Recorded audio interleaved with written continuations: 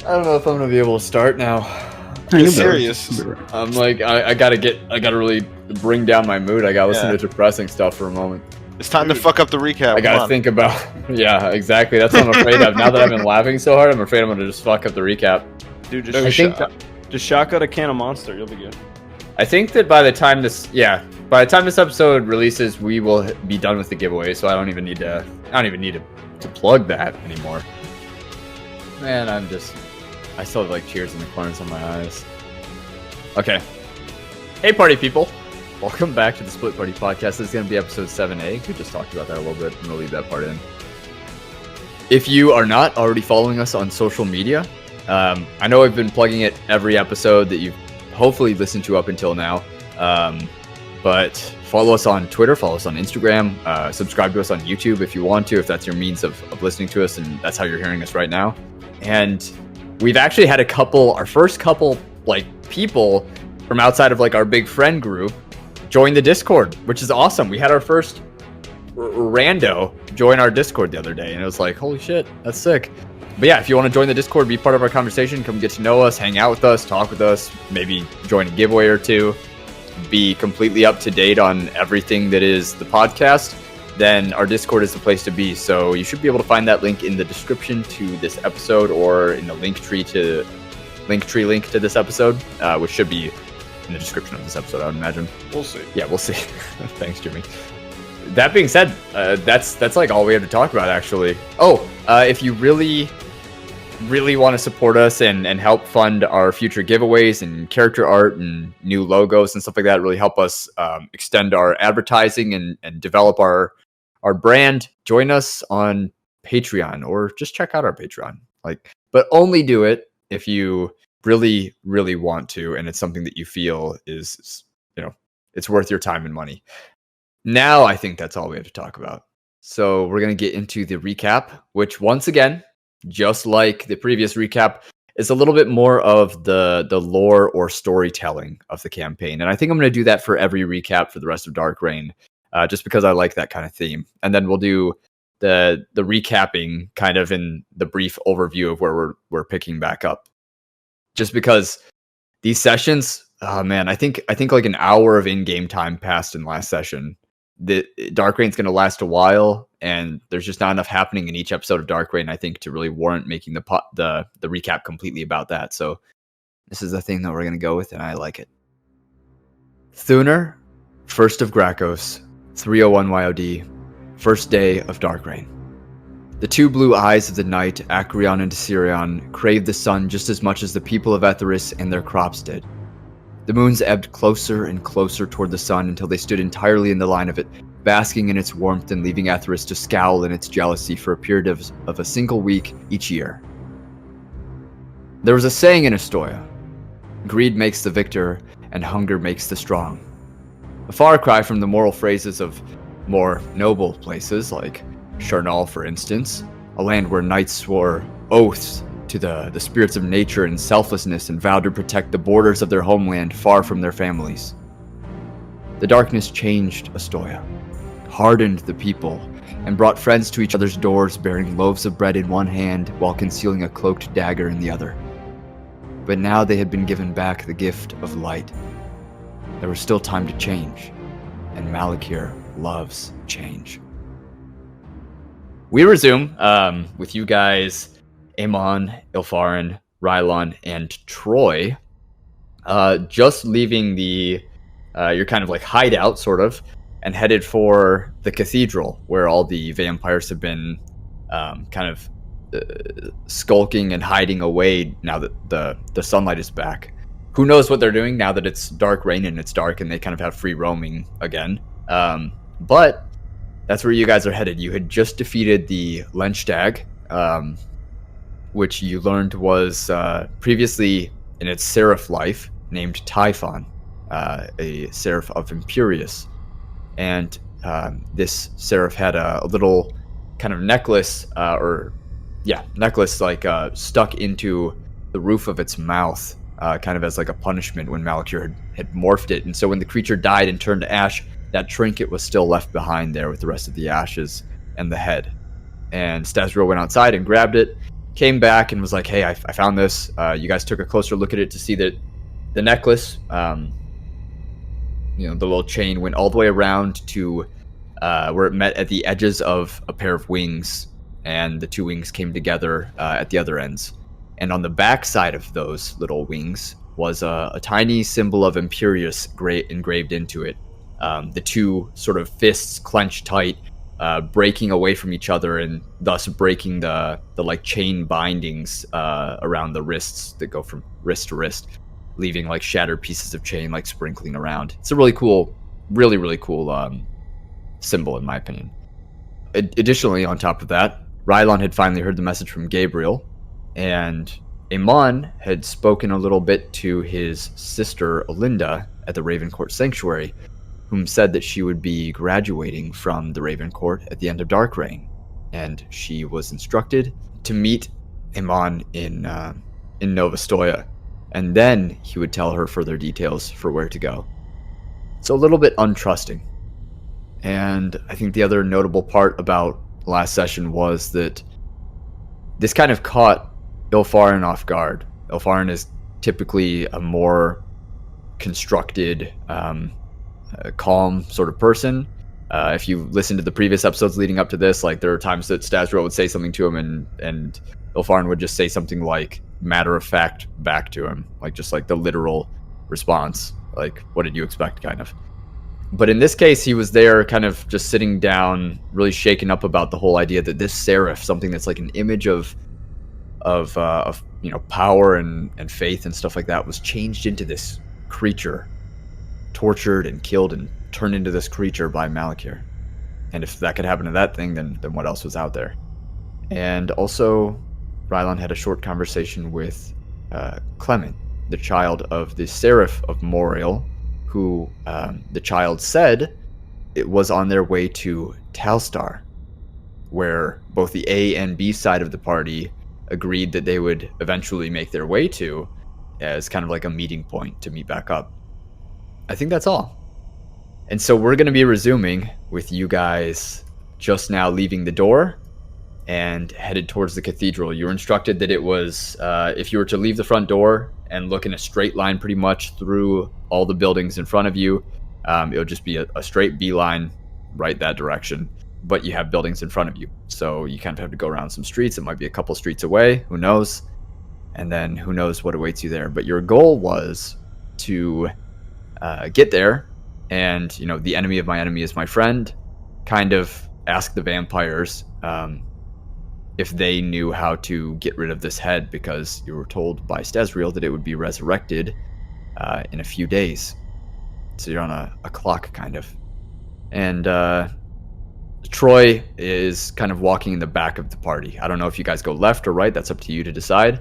And I'll just we'll do theater of mind until we get to any point where combat might occur. All you guys, though. So I'd want to take the most direct route. Try to make this quick, snappy. Right, Rylon? Yep. I mean, Rylon's, he's a bit quiet right now. He's, he doesn't physically look, he's got a couple burns on him and stuff like that, but he looks a little drained, like, energy-wise. Yeah. Maybe not so much beat up, but just kind of exhausted, and a little tapped. So he's kind of sticking in the middle of the party right now, just kind of like, I guess, like if it was like a diamond formation, I guess, you know what I mean, something like that. He'd kind of be like in the middle of Ilfharyn, Eamon, and Troy, kind of keeping tight between them and kind of darting his eyes around, preparing for anything crazy to happen. But in the meantime, I'm going to cast light on my holy symbol of Solima, just so we have something to protect us from shadow stealers while we walk through the dark. Yep, my lantern would also be on and hanging around my backpack. Yeah, and shadow stealers are an enigmatic threat, so definitely a good call. Something that I thought about while I was editing and trimming down the last session, Ilfharyn was given angel skin armor to bring to Nov Ostoya. Who the hell gave him angel skin armor to bring to Nov Ostoya? Especially from Fallowheart, of all places. Yeah, he's a traitor. Anyways, continue. It's that damn high faithful Letiaga, I bet. He's a traitor. I digress. I look towards, I guess I don't really look towards anyone. I just kind of say out loud. What do you expect for us to see once we reach this church? Nothing good, I would assume. I would expect that they are in a defensive position, much like the rest of the city. I don't know Nov Ostoya too well. Would they be helping the citizens? Would it be a place of rest, or would they close it off? Would anyone know? Kind of glances back over his shoulder. I assume I'd be walking in front. Troy has like his leathers and his chainmail on, and like a sort of dented and beat up and scratched, very simple helmet, like a kettle helmet. He doesn't say anything. He's just walking behind you, looking around, and past the light that you guys have, you can hear things shifting around out of sight, like pebbles or shreds of shingles, like being torn from and falling from rooftops nearby, and other unsettling sounds, like things being knocked over in alleyways that you pass by. The most direct route would be to your right, and then following the road by the market, pretty much all the way to the road that leads to the cathedral. So not too far, maybe a quarter of a mile, or an eighth of a mile, maybe. Can I roll a perception as we're walking along here? Just generally looking out for anything odd, and I'm trying to keep an eye on, like, I assume these guard patrols generate a bit of light, so I'm trying to see if there's still quite a few guard patrols about, or anything like that. Yeah, sure. Make that perception. I'm gonna give you some guidance as I see you kind of darting your eyes around, kind of looking over your shoulder. Just slap you on the shoulder and give you some good 1d4 luck. Oh, thank you, sir. It's going to be a 26, sir. A 26. Gosh, darn.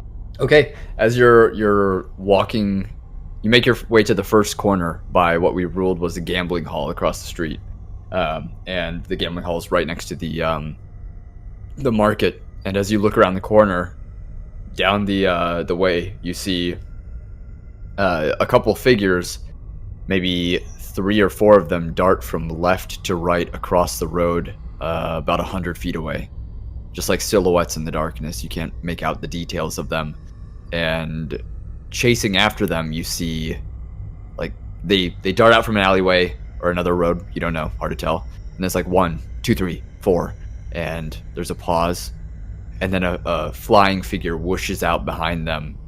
Looks like it's in chase and crosses the street as well, left to right. I would point it out and kind of mumble, there might be bloodsuckers fighting over there, or something else. Well, hopefully they lick their wounds before we get there. Yeah, we'd keep going towards it, keeping an eye out. Okay. And you continue. You So- cross... Oh, go ahead. No, so continue. Sorry. I was just going to say you cross past the market, then you cross, over towards the street that leads to the cathedral, unhindered. It's a total of like 300-400 feet walking, maybe. Or are you guys like jogging or walking? Definitely walking. Okay, yeah. Then you walk the 300 or 400 feet and make your way to the street that crosses with yours, left to right. And it now makes sense that from this street, that's where those figures came from, I think, is what you could reason him on. Gotcha. And you can see, if you look to your left down the street, where it crosses, you can see the silhouette of the cathedral with a couple like lamps high up near the towers of it. Doesn't seem to be much light from below, like at the bottoms. No. Well, this should be good. He says as he starts wandering down the road towards the cathedral. So, who wants to be the one to negotiate here? That's assuming that there's someone or something to negotiate with. Do you want me to stay outside and I don't know, just keep a watch, make a loud noise if something happens? I think it's best for you to stick with us, Troy. Yes, let's not have you disappear on us, okay? I wouldn't disappear on you. Whether Well- intentionally or not, We just don't want you to go missing, is all. Right. It's not that we don't trust you, it's just we feel safer with you with us, because we don't want you to get taken away by a monster, or to just run away. Regardless, it's in our best interest and yours to just stick together. He nods a couple times. Make an insight for me, please, Jimmy. Or, I mean, anyone can make this insight, actually. Oh, actually, no. Only Jimmy can. Sorry. Okay, well, fuck you. 15. Okay, never mind. Alright. I guess we just keep approaching. Okay. And the cathedral, like at the cross street, cathedral is maybe another 200 feet away, something like that. So well within eyesight, you can see it as you're approaching it, and it has this large sort of courtyard around it, a bit of a clearing, and you guys are approaching it from the like the back left side of it. So you'd have to go past the side of it and around to the front if you want to enter it. Yeah, we do it. We just follow the route. Yep. Okay, and you make your way towards the front of the cathedral. You can make a perception if you'd like. But the obvious stuff that you can see, that everyone can see as you round the corner, is that in front of the cathedral are bodies that are dressed in half plate and full plate and breastplate that are just broken and torn to pieces, like legs from the knees down, knee to hip sections. Arms torn from sockets, like strands of sinew and muscle and flesh and blood pouring out of them, and chests torn in half down like the middle, heads removed from bodies, fingers, smashed hands, boots, stuff like that. Just every little piece of a body, and there are maybe a total of like 8 or 9 of these bodies just torn and strewn about. Their insides. Sort of decorating the front of the building, blood splattered around and leaving long streaks across the like brick and mortar ground, like the courtyard here, like old brick and mortar, like cobble and mortar, I should say, cobblestone and mortar. Yeah, I would like to roll that perception check, sir. Yeah, go for it. Closer look, checking, scanning the rooftop, seeing what did this. 19, sir. Okay. Would anyone like to assist him? No. Okay. Yeah, no, I don't think I'm going to do much better than that. Okay. Then, Eamon, you see a figure standing at the front door, like the 2 double doors that are there, and they're about an arm's length wide, so like a full arm stretched like left to right, per door, and they're maybe about as tall as a human if they were stretching their arms up, like the average. So like, let's see, 8 feet tall by, I don't know, like 10 feet wide, these double doors. And they have like a rounded sort of top. And there used to be a sort of statue that would come out from the wall above the doors, but it's been long since broken off and is nowhere to be seen. The structure of the building itself is very old, Gothic, like tall pillars of carved stone and sturdy, like chiseled stone walls that span up to the top of the building where the roof meets the wall, maybe 100 feet up or taller, maybe give or take, or who knows, something along those lines. And there are just windows of stained glass murals, like all up and down the sides and the front of it, in images depicting people growing in ways of power and like financial status, and just like a bunch of different images. I guess I could summarize them as people prospering, like starting out in some shitty sort of way and like working their way up to something great or legendary or powerful or wealthy or whatever. There are tons of these murals. And standing at the front of these double doors, right in front of them, with wings wrapped around itself from like chest down to its toes, is a seraph. and its wings and face are just flecked and spattered with blood, and its wings are very sort of like a darkish gray color, and its eyes are like a dull sort of glowing gold. Maybe like rose gold actually would be a better indication of it. And it's got pale skin with its hair kind of like a lengthy sort of silver, parts in the middle of its head and comes down on both sides to sort of outline its jaw. And the Seraph's eyes like slowly turn to look at you, and Troy mumbles something under his breath beside you.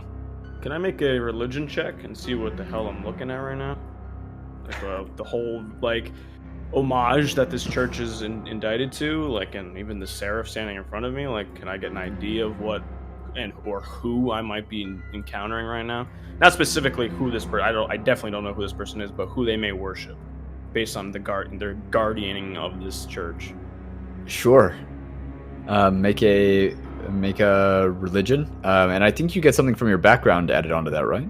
Yeah, I get a 1d6. And while he's doing that, can I roll an insight? Because I'm trying to actually see if I feel like he is guarding the church. But I'm gonna, just because I really want to know, I'm going to roll my ability favor of the gods. Oh yeah. And which gives you like a 2d6, right? I believe so. For some reason I can't find it. Oh yeah.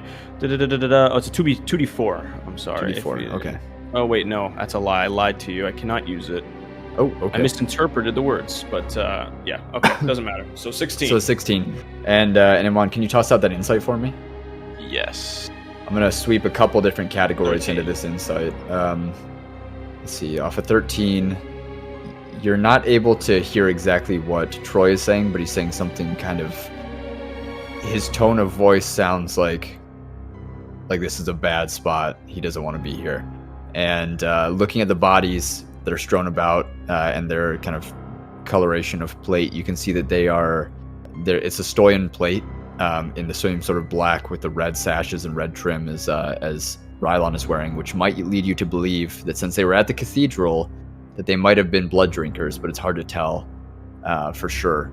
And as for this figure at the front, it does look like they're guarding the doors, but from what, you can't really tell.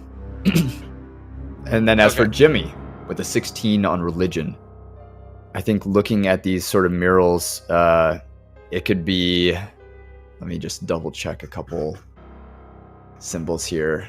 I don't think I could tell you exactly which one it is off of that, but it could be the Archseraph Myclas. It could be the Archdaemon Goradin. It could be the Archdaemon Malakir. I think there's 3 that you could reason from that. And so which one it is, it wouldn't make sense for it to be an archdemon because this is a seraph here. But then again, this could not be their structure. Maybe they were just cleansing it, who knows. I guess the creature, the seraph, notices us, right? He saw us, he flicked his eyes at us. It's like a very slow sort of dragging his eyes over and just resting them on you guys. His face is just expressionless. And it's like specks of blood on his forehead, on his face, across his wings that are like some of the feathers are sort of rustled and messed up. Yeah, continue. I step backwards in the diamond formation a bit, side by side with Rylon, cautiously watching this thing. I look up, meeting eye to eye with the seraph, and I say, "Is this your conquest?" He watches you for a moment. Conquest? Yes, is this your doing? Did you spring the life from these people? These monsters? These creatures? I had a part in it. And, are you some sort of guardian? Protector of this church? Guardian? No. Please, come inside. It's not safe out here. He steps to the side and opens one of the doors. He leans over to Rylon and says, I don't know how that thing would react to me growing several extra eyes. Consecrated ground is not so great. Well, I'll tell you what. If it's consecrated ground, and you'll know once I take the first step. And if something does happen to me, then don't walk in. And I take the lead, I guess, in the line. He glances around. What's Troy looking like right now? Troy Yeah, is that's looking like so you can see his face because he just has like this kettle helmet on. And he's just his head is tilted down a little bit, chin tucked. He looks like he's ready to draw a weapon at a moment's notice if he needs to. He definitely seems uncomfortable. And you get now, by sort of looking at him a bit closer, that he's probably early 20s. A little bit young still. I guess as I'm approaching the church, is he like just standing at the door, like, or did he walk in? He's standing at the door, holding it open. It's a he, yeah. Okay. I say in Celestial, and I say, as I'm kind of walking in, I say, have you been in Nov Ostoya long? Not Nov Ostoya, but Ostoya, yes. Please, I nod. come in. I walk in. Okay. As you come in, any effect that would happen to you from consecrated ground does not. Sounds good. However,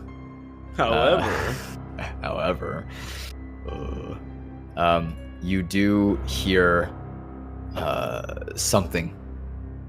It's not sure where it comes from. It's as if it comes from the building itself.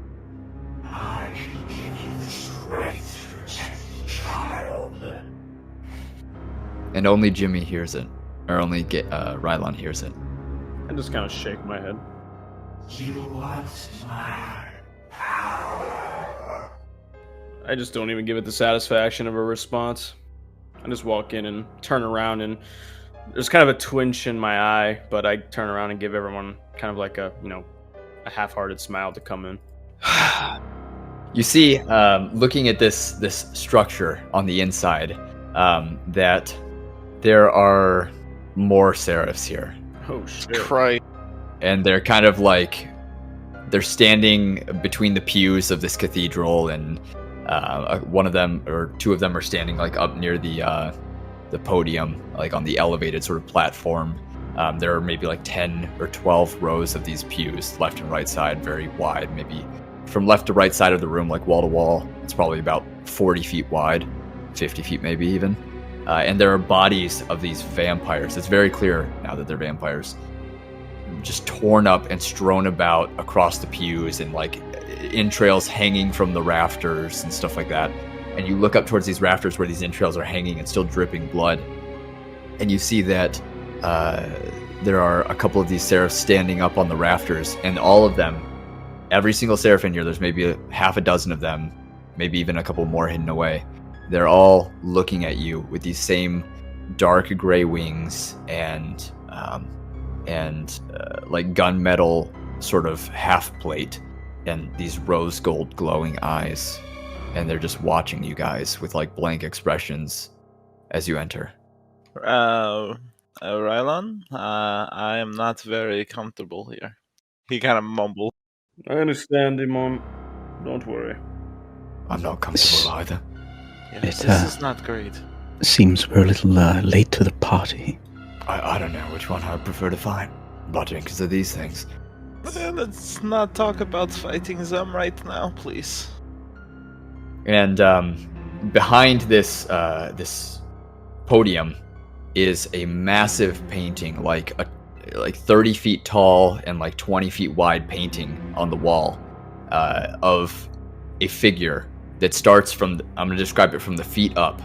It starts as a skeleton at its like feet and its ankles, and then it goes up halfway up its legs to muscle, and then it goes up to its waist, and there it gains flesh, and then it goes halfway up its midsection and it gains armor, and then it goes all the way up to its face and its hands, which are like faces turning upward a little bit and hands outstretched with fingers pointing towards the sky, like in like a grasping sort of motion, and just bolts of lightning are just stretching out from its fingertips and from its eyes and mouth.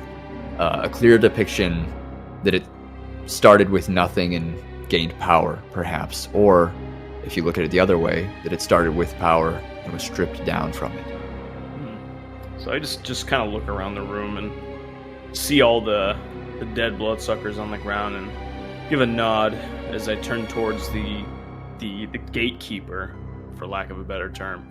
I say, well, seems that you've rid Nov Ostoya of a bit of a plague. Good show. And behind you, as you look back to speak to them, the door creaks and closes with a heavy slam as the figure steps into the doorway. And it looks to you guys and it says, "What brings you here to our sacred place?"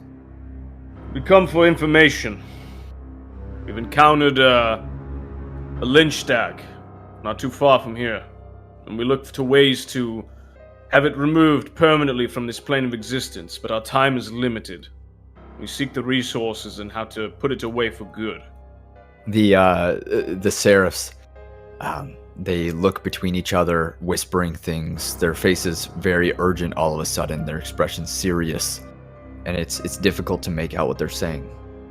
Unless you can make a roll on it if you want. But if you don't really pay much attention to them, then you don't pay much attention to them. And how they perceive you guys and what your sort of vibe is will make a difference in this situation. So if you take every single roll that I give you, it might draw some attention. Just So, to be clear, are they? I am paying attention. I have a general look of disdain and also non-comfort on my face. I'm not comfortable here, and I do not like seraphs. But trying to listen, just to hear, do I immediately hear it's not in, is it in Celestial? It is not in Celestial, no. Then yeah, I'll roll perception to try to hear what they're saying about that. Okay. It's actually in deep speech. Oh yeah, it's in Gnomish. A 24. It is in. Would you recognize Abyssal? Oh fuck no. I would. Okay, I speak Abyssal. But Jimmy's not paying close attention right now. Absolutely not. Unless I have no idea what they're saying. These pieces of shit. Then. Can I get a general tone out of it, or is Abyssal just totally whack? You said urgency, right? There's anger? There's a sense of urgency in their words, but you have no idea what they're saying. It's like the tone of it, the way that the syllables are sharpened, and the way that they're bringing hard punctuation to the end of their sentences. How about facial expressions? Have they changed their blank facial expressions at the mention of this monster? Yeah, as I mentioned, their faces are just all of a sudden very serious as they're turning to each other and whispering in these harsh tones. Yep. Got it. A lynch stag, you say? I did. And you need a way to rid yourselves of it? That is correct. The proper methods, the prayers, the resources, whatever. By the way, this figure is speaking in Celestial, so I suppose that anyone who doesn't speak Celestial would probably not understand the conversation that's happening between it and Jimmy. Where is it? We can take care of it for you. That's not necessary. We have it properly secured. I insist. It is our job. It is our role in this place. This is true. This is very true. But, considering that we have the resources to take care of it, all we just need is the information on how to. So, you're more than capable of taking care of the church and whoever comes nearby, or kill them, whatever is your fancy, but we are just here for information. We're not here to do any exchanges or do any more business besides that. I'm going to offer you guys, this is a choice that you guys can discuss out of character if you want. Troy is going to say something. Whether or not he says it loudly enough for you guys to hear it, or quiet enough that no one can hear it, is up to you guys. Hey man, let Yeah, Troy fucking say it. Yeah, let Troy Yeah. speak. What the fuck? Yeah. Does he? Or, I mean, yeah, just let the die roll. we hired him. He's our man. He mutters something under his breath in Ostoyan. Something about feral faithful. is what he refers to them as. Like, something like, they're goddamn feral faithful. Does that ring any bells to me? I'm assuming that means they're just fucking probably mad, right? They're just mad, like, zealots. I'm gonna give you a religion on that. Alright. Do I get the background for that? Yeah. 24. A 24. Feral faithful are something that the Seraphs are familiar with. They're Seraphs that they've strayed and adopted the ways of an archdemon, and that archdemon typically will offer them some sort of protection, some sort of magical protection that will prevent them from being downcast by their arch seraph. So they're kind of like off the radar, essentially, and that could be for a host of different reasons depending on which archdemon is taking them on. It could be for power or for whatever. Based on the church's murals and the voice in my head, I can only assume it's for power.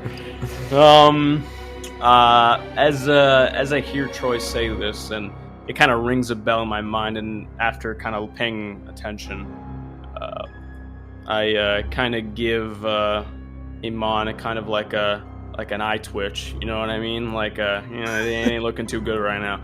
But I will respond in to the guy in front of me. I will speak in Abyssal to him. Oh. I say, while we appreciate your help, the promise still holds strong with those that we are with. Do not worry, I am leading these guys astray, but we need the powers necessary to make sure that not more creatures that differ come back. He looks at you for a moment. I'm gonna make an insight. It's gonna be GM. Deceive the fuck out of him. I wish fucking if only Clemens was here. He looks at you for a moment. He purses his lips, pauses, and one of the other seraphs, hearing this mention of the words "feral faithful," they've all been kind of shielding themselves, like protecting themselves from the chest down with their wings, hiding themselves. But this one brings its wings out, and you can see that its legs from its knees down are like crow's legs with crow's talons, and its tail, or it has grown a tail. It's like a black whip-like tail with a barb at the end that hooks upward, and it spreads its wings and looks like it's about to fly down to the door, and the one down there at the ground level speaking to you raises a hand as if to stop it. You're trying to preserve the head, then, right? I am trying. I'm still speaking in Abyssal. Yeah, as I see. I want to give these people the information necessary to destroy the creature, but I'm going to try my absolute best to faulty their plan, to gain their trust, and take them out from the inside out.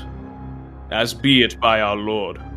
I'm gonna say the reasoning is a little bit flawed. Make a persuasion or deception, one or the other. Ooh, I'm going for persuasion because my persuasion is way better than my deception. Thank you. Lying out your teeth, motherfucker. I'm lying out my teeth. You lying out your teeth, motherfucker. But hey, what do you mean? That's the DM speaking, not me, you know what I'm saying?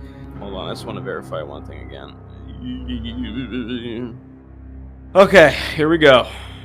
15. Not too good, but not exactly bad. I don't believe you. Oh, wait, hold on. Actually, yeah, I'm beat, sorry. Go on. Bring the head. Alright, if you insist. And, I point towards the door to open it. 3 of mine will go with you, Seraph. Sounds good. And they will come back with you. I nod. He unfurls his wings. You see now that he has the same, like, kind of crow's feet from the knees down, and he walks over towards the door. And you now notice that with every step, these creatures have been leaving, like, gashes in the floor, as their talons just like carve it up with every step. And he makes his way over to the door, and he puts a hand on it, and begins to turn the doorknob and open the door up. one of the two double doors, and 3 of the other feral faithful spread their wings and kind of like drift down to the ground where they stand behind you, or they move to stand behind you guys. All right. I guess we keep it moving. I'm following Rylon out the door if possible. Yeah, I'm following. I mean, considering the conversations in here are in another language that I do not speak. I know, but like, what's going on with Yeah, go ahead. What's going on with Ilfharyn right now? What's he thinking? Like, what's The vibe in here is not good. Is all he's thinking. But there's some trust here in Rylon. So he I don't know. He's in two minds about this. Although he doesn't feel good about these feral faithful coming down and seemingly following us. Okay, Rylon, looking back and knowing that you got a religion skill check 24, I am going to feed you a little bit more, but it's going to be in a DM. All right. Ugh. Don't worry, I'm ready to do something stupid, buddy. Stupid is what stupid does. And I think now's the time for some stupid. Damn, even with a +7, I still fucking got a shit roll. Hate to see it. For real. That's something that I want you to keep to yourself until you say it in character. All right. But yeah, if you make your way out the door, so too do these feral faithful. And one of them stays at ground level, walking behind you, you 3. And in the darkness, it keeps like a 10-foot distance from you guys in the darkness. And I know you have your light and your lantern and stuff like that, but its eyes just glow that rose gold color. And the other 2 fly upward, staying maybe 30 or 40 feet above you, just watching down and hovering above you as you're moving.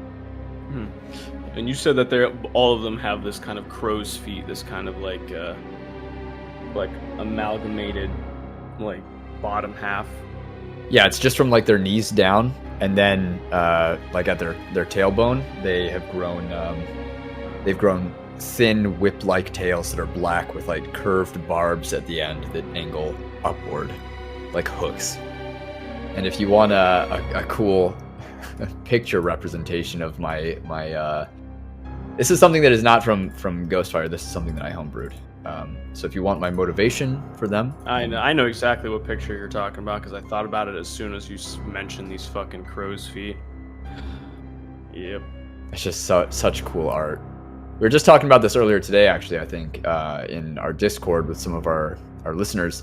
Magic the Gathering, from Wizards of the Coast, has just amazing art. And if you look at their work from all of the releases of Innistrad, it fits very, very closely along with Ghostfire's work of Etheris and Grim Hollow. So if you need some art ever to show your players or get some motivation, anything MTG from any of their Innistrad releases, it's just golden. Anyways, continue. Yep. We're walking down the trail. I'm gonna walk towards our street.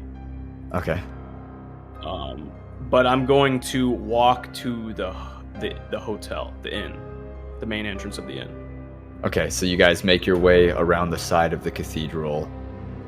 Troy. And I'll take the long way around too. Like I'm gonna go through like the back end of the street, like say the other side of the block, and kind of curve back around and go towards like maybe if there's a back entrance to this hotel, if possible. I don't know if there was or not, but go there. And if there's not, then I'll just circle back around, kind of just trying to take as much time as possible to get to where we need to go.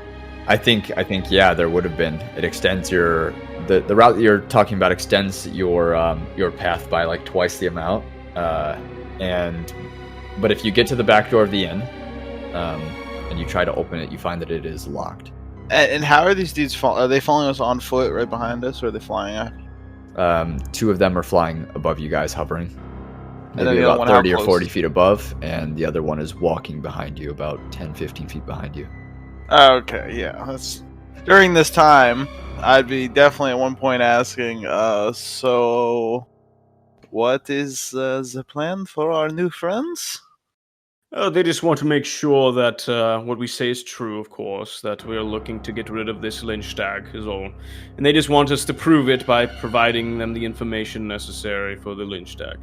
So, showing them the head and perhaps even giving it to them. Great. Giving it to them? Giving it to them. He looks at you. Because unfortunately, we don't have ways to dispel it. Is it them? Are you looking at me? I'm just looking at both you guys. I wink. Yeah, we don't have the ways to dispel it, Ilfharyn, so we're going to have to give it to them. What do we But unfortunately, need? it seems that someone's locked this door. Yeah, you think? What's the trouble? Well, someone locked the door. I'm gonna have to try the front.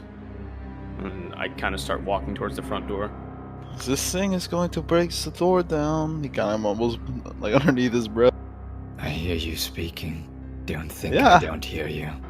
I'm not trying to hide anything from you, new friend. Ilfharyn, did you put another one of those magic locks on here? You sure you couldn't dispel this thing and just get it over with? On what, sorry? The magic lock. Yes, what about it? Could you dispel it? So our friends here, they could, it'd be easier for us to get in. Oh, to enter the home. Yes, and I blink at you like 100 times. No. Oh, alright, well then we're gonna have to try the front door. And I start walking towards the front door. This is where the head is. This is what you've led us to. It like cocks its head to the side a little bit with a jut. This is where we've been staying.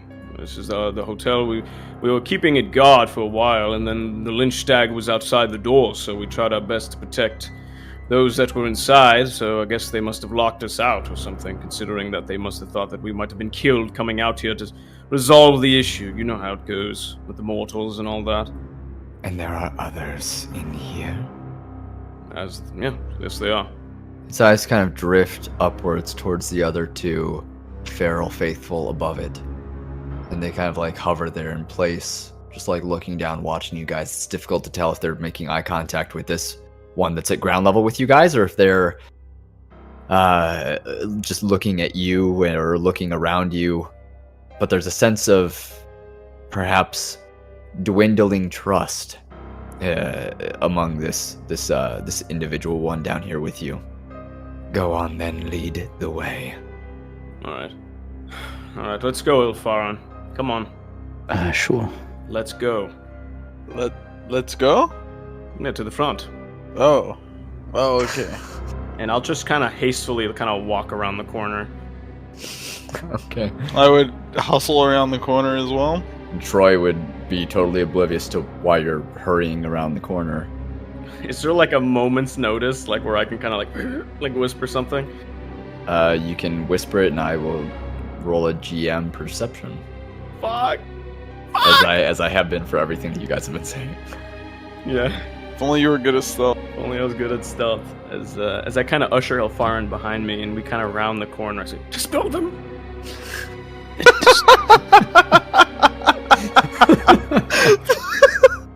Dispel them. Dispel what? I slam the wall like as hard as fuck. I'm gonna roll another. The one that is down at ground level with you looks up, and it just guttural tone says something up to the two that are flying above it, and one of them like hisses and recoils before starting to turn to fly away. God damn it, Ilfharyn, dispel that one! That's not how things work. You motherfucker, I'm telling you! Oh my, I just put my hand in my fucking forehead. It's flying away Ah! back towards the cathedral. Oh, well, there's that one goes. And the other two now look at you. I just look at both of them, I say, you both will aid us in this conquest against your brethren, and I'm going to cast suggestion on them at third level, so both of them. Okay, how does suggestion work again? I'm pretty sure that's like a single turn, because the same thing happened Yeah, it is. in like the first episode or the first Well, session. I suggest a course of activity, and they Okay, are magically influenced to do what I say for the next 8 hours until they do it. Oh, okay. Aren't they like not able to be hostile or harm other something. Can you toss the block in the foundry? Yeah. There you go. Yeah, it can't harm itself. That's what it was. Okay. Yeah, I'm not asking to harm itself. Yeah, you're not. You're right. You're totally right. And so they need to make a what saving throw? I believe it's charisma. Doesn't Wisdom, say, sir. Wisdom? Is wisdom? Yep. It doesn't say. Yep. Does it in the spell? Okay, yeah, it does say wisdom. A 5 Mm-hmm. and a 10. Both fail. They look at you and they sort of like twitch a little bit, like a shiver just ran down their spine. And the one that is above you slowly drifts down to the ground where it stands next to the other one. And I point towards that one guy and I say, we'll start with him. Their eyes, like their heads both sort of drift to the side and their eyes drift along with it. And so you're like just telling them to attack that one that's flying away? Yeah. Without even looking back at you or taking a moment to hesitate, their wings like simultaneously or near simultaneously just like furl out again, and then they just like bend their knees a little bit and just launch themselves up into the air, where they begin to chase this one back towards the cathedral. And I look towards Ilfharyn. Ilfharyn, they have magic on them that keeps them from being with their arch-seraph. They're being controlled. When I'm telling you to dispel the magic, it's because it's protecting the influence. That's the only reason why they're acting crazy. Are you sure he can do that? He can't even He clean can. my clothes. He can do that, I'm telling you. Look, I don't know what you're thinking about doing now that you've suggested that, but until something changes, I don't think we should be here when they'd return. Look, here's the thing. When I said it doesn't work like that, what I meant was, when I get up every, after meditating, I focus on some of the spells that I think that I might need.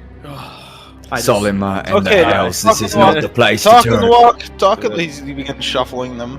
Yeah, we dip out of here. We need to go. You guys are pretty close. You're at the inn, so you're pretty close to your home. So it's just a mere sort of quick jog away.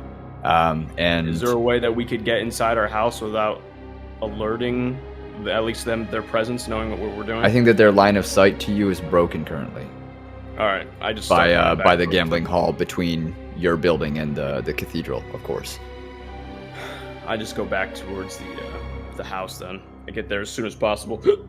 And Isaac and Stazriel are just inside the doorway. Isaac like halfway draws his weapon by the time that you come in, and it looks like Stazriel is like the trinket on his little bracelet is glowing, like he's about to summon a spear the moment that you like come bursting through the door with the rest of you in tow. And I assume you close the door behind you and slam it, probably, whatever. Mm-hmm. Yeah. Mm-hmm. And Isaac looks over Troy, grabs him by the shoulders, looks him like head to toe, up and down. What is it? What happened? Nothing good. That's all you were gonna tell me, eh? Nothing Ah. good. Well, Feral fallen, there you go. What he said. I don't speak their language. Feral faithful. faithful. That's it. Oh, They've hells. about a cabal of them have taken refuge in the church that used to be owned by the Bloodsuckers, but they've since disposed of them all, puppeteering them around, guts and all over the church. And well, I wasn't convincing enough for them to give us the information, and they had a couple of them follow us back, and luckily we was able to keep them occupied before we could get back, before they would notice where we went. You hear shrieking and screeching now in the distance, like just screaming abyssal and infernal and celestial, just a mixture of it, and like a couple loud sort of not explosions, but like just, I don't know. I guess explosion is the best word for it, but it's not like a fire explosion. It's just like something getting thrown into a building, for example, and just like crashing. Crashing is a better word for it. Just like this loud crashing and like screaming coming from somewhere between you and the cathedral. How many of them? How many were there? Troy, how many of them? And Troy's just kind of like racking his brain for a moment. I think I counted 8 of them. Well, 2 less right now, probably. He would pause and listen to more of the fighting outside. Yeah, most likely. Who knows how many other of them are in there?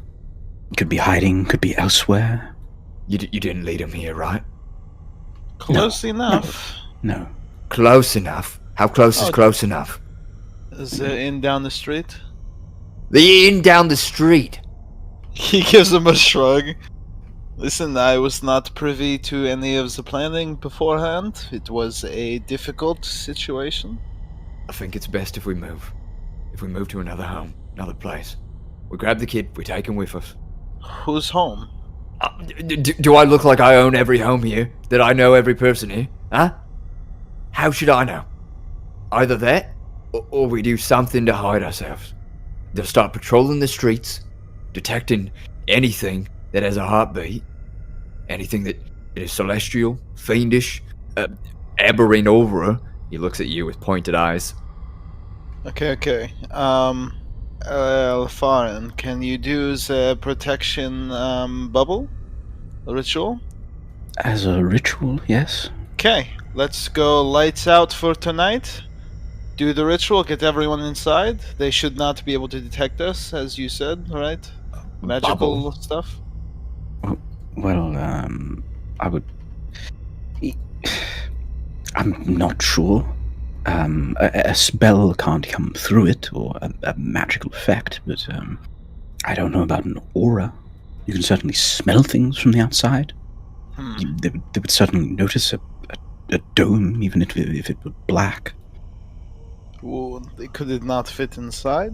Well, it will fit, yes. Well, I think so.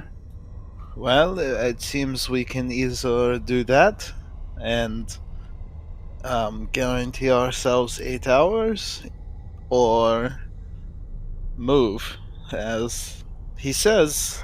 Well, we I might don't be want to be lucky. found. Because we led him through the back door and it was locked, you know what I mean? So we could have played it off as if almost like we were lying to them to begin with about the place we were. Yes, but several of us are very specific beings in certain ways, and we would be easily detectable by those who can use magic. Well, they didn't know that about you before they met you. They only know about me.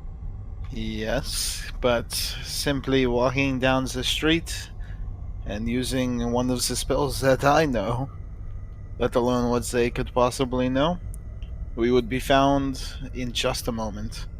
By now, Isaac is like pacing back and forth in front of the fire, kind of like nudges the head of the lunch tag with his boot. What about the blood drinkers? What happened to them? They're all dead. Dead. Well, we don't know about the ones inside our home, but the ones at the cathedral are dead. Did you see any of them escape? What's his name? The pompous one. Pompous one. Yes, the one who bought the daylight ring. Oh, Yakov? Or what do we got? Yes, that one. If we He go seemed like- anywhere, we go deeper into the city. If we don't go somewhere, then we need to think of a plan. And quickly. We need to think of a plan anyway. We're going to think of a plan on the fly, so gather your things while leaving. Okay. Okay. Stazriel calls up the stairs. Stazriel is like right there, as he was Oh, when, he's when there? you came into the Oh. doorway. He jumps. You just blend into the corner, Stazriel. Can you make sure the child is safe during this travel? I can do my best to protect the child. It's not like I. Kind of like nods his head up the stairs, like, alright. He kind of like chokes on his words a little bit, not really sure what to say, and begins to make his way up the stairs. Okay, he like wipes off his vest. Alright. I know this city. I can take us, but I don't know where. I don't know where to. Just deeper in, not here. We'll find a place. I'm sure we can break into it, if need be. Or secure it, although that's going to take a little bit more time. Well, I will say is that most places are meant to be held against people from the outside. So we're likely to get into a fight if that is the case. Yes, Isaac, lead the way. Anywhere that pops into your mind first, that's where we'll head. But consider that this block has been lost. because I'm sure that they're going to ravage every single nook and cranny on this area of Nov Ostoya. So Isaac looks in his thoughts for a moment, his eyes sort of drifting off to the side and slightly downward, and he just... Shit. Alright. Come on, Stazriel! And he shouts that up the stairs, and Stazriel is like... he's got the kid with him, and the kid is like staying very close behind him, and the kid's like grabbing onto Stazriel by his like wrist, and Stazriel's other arm is like in his hand is his spear, and it's just like crackling a little bit with bolts of gold and silver lightning that just run up from the base of the blade of the spear up to the tip of it every now and then. I say, is anyone here right now capable of dispelling magic? Stazriel looks between you guys, says, "No, I'm conjuration and necromancy, like I said." Not right now, but I am. When? Okay. How long will you do? I would need a full meditation. Probably best to do it when we retire for the night. I'll wake up and go over my spell book, and before that we need to come up with a plan. I can dispel 3 of them, 4 to push. 4 to push. And that is just one of the possible beasties we'll be running into along our adventure into the city. Well, from here inwards, I'm not going to have it. You think there's only how many of them? 6 left, you said?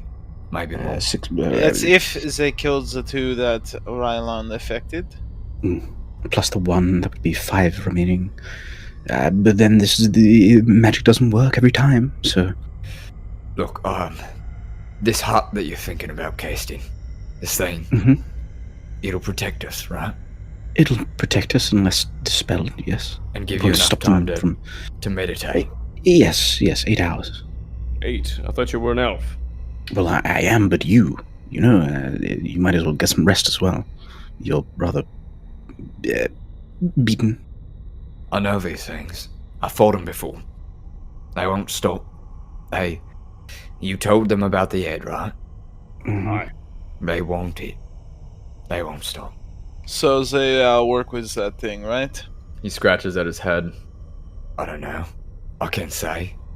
But I know about these things. I fought them well number of times. And if you dispel the magic that hides them from the Serifs, the Arch-Serifs they'll downcast them in a moment's notice. It could be our best bet to be here and to just hide.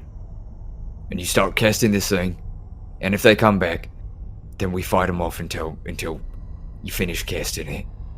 Well, Ilfharyn, if we are granted this period of rest, I should be able to aid you in this. Okay. But it's, like you said, just as long as it's going to take a good bit of time. Yes. If I pray hard enough, I should be able to perhaps garner the powers necessary to dispel magic. Okay, so we're going defensive then. We have no choice. So are we moving or are we not moving? We're not moving. Get that thing started. Let's get this ritual going. Alright. I'm gonna go peek the front windows, like in between like the wood and stuff, trying to see if I can see any glowing motherfuckers about to walk up and down the street during this ritual cast. I don't really know how the tiny hut works if you're in a space that is smaller than that. Although it's 10-foot radius, so maybe it fits in here. Oh, I think we're leaving right now, so don't worry about it right now. Okay. Wait, we are leaving? Yeah, we're dipping out of here. We're leaving Okay, this okay. place. The block's hot right now. Okay. So then Isaac opens the door, and he takes the lead, and he looks left, and then he looks right, and he looks up, just like a quick glance, and then trailing his eyes across the sky, and he tells you guys, Link hands now. Okay. I need to know what order you guys are going to be in. Well, he's up front. And Troy will probably be taking the rear. He gives a nod to Troy, explaining to him, take the back. You know what to do. I guess I will be positioned between Stazriel and the boy. So wherever that is, that's where I'll be. Between Stazriel and the boy. Yes. Okay. So then I'm gonna rule then that Troy's in the back, Stazriel is in front of him, and then it would be you, and then it would be the boy. And then I just need to know, is Ilfharyn next or is Eamon next? I'll be linking hands with the man in the front. Okay, and so then so the order is then this. I'm gonna write it down in general. So it's Troy from back to front. Troy, Stazriel, Rylon, Clement, Ilfharyn, then Eamon, and finally Isaac. Just so that we all have reference of that. And the mark on Isaac's chest begins to sort of glow. Oh, I'm sorry. Oh, I don't mean to fuck up your vibe here. I didn't mean in between them. I meant to say on the other side. okay, yes. So That's Stazriel, what I Clement, originally kind of figured. Actually, I thought it was weird that you didn't want to like sort of sandwich there, but I wasn't gonna hassle you about it. But that makes a lot more sense to me. Yeah, like so 2 seraphs protecting each side of the figure. And so Isaac's chest, his witch hunter's oath sign, begins to glow sort of like a purplish black, and an inky sort of darkness begins to fill around you guys in a 60-foot radius from, or sorry, a 40-foot radius from Isaac. Just magical darkness. And he turns around to look at the line of all of you guys, and you can see not his eyes themselves, but his pupils and his irises are glowing like a gentle sort of purple.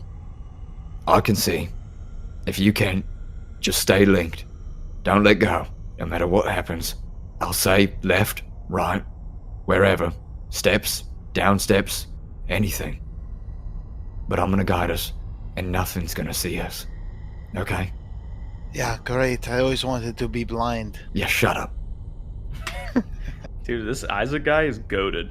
And if you guys don't have anything else to say or to debate about it, he is going to start leading you guys out and to the right, towards the inn and away from it. The pace that he sets is enough of a jog that you guys will cover ground, but not so much of a jog that the child won't be able to keep up. The child has to kind of like run a little bit faster, but as far as he's concerned, it's probably not a big deal. And we're going to take a short break here. We're back. Our party just left out the door, linked hands in the order of from front to back: Isaac, Eamon, Ilfharyn, Rylon, Clement, Stazriel, and Troy. And they are headed right, literal right, towards the inn, past the inn, and then who knows from there. And you guys run for what must be, or jog for what must be about 3 or 4 minutes before Isaac brings you guys to a halt. Stop here. Everyone okay? Anyone having trouble keeping up? You can see his purple glowing eyes through the magical darkness. I'm good. Yeah, nope. Still blind, but still following. Shh, quiet! Not that loud. I didn't think I was being that loud. Shit. Well, you were. Okay, well, keep moving.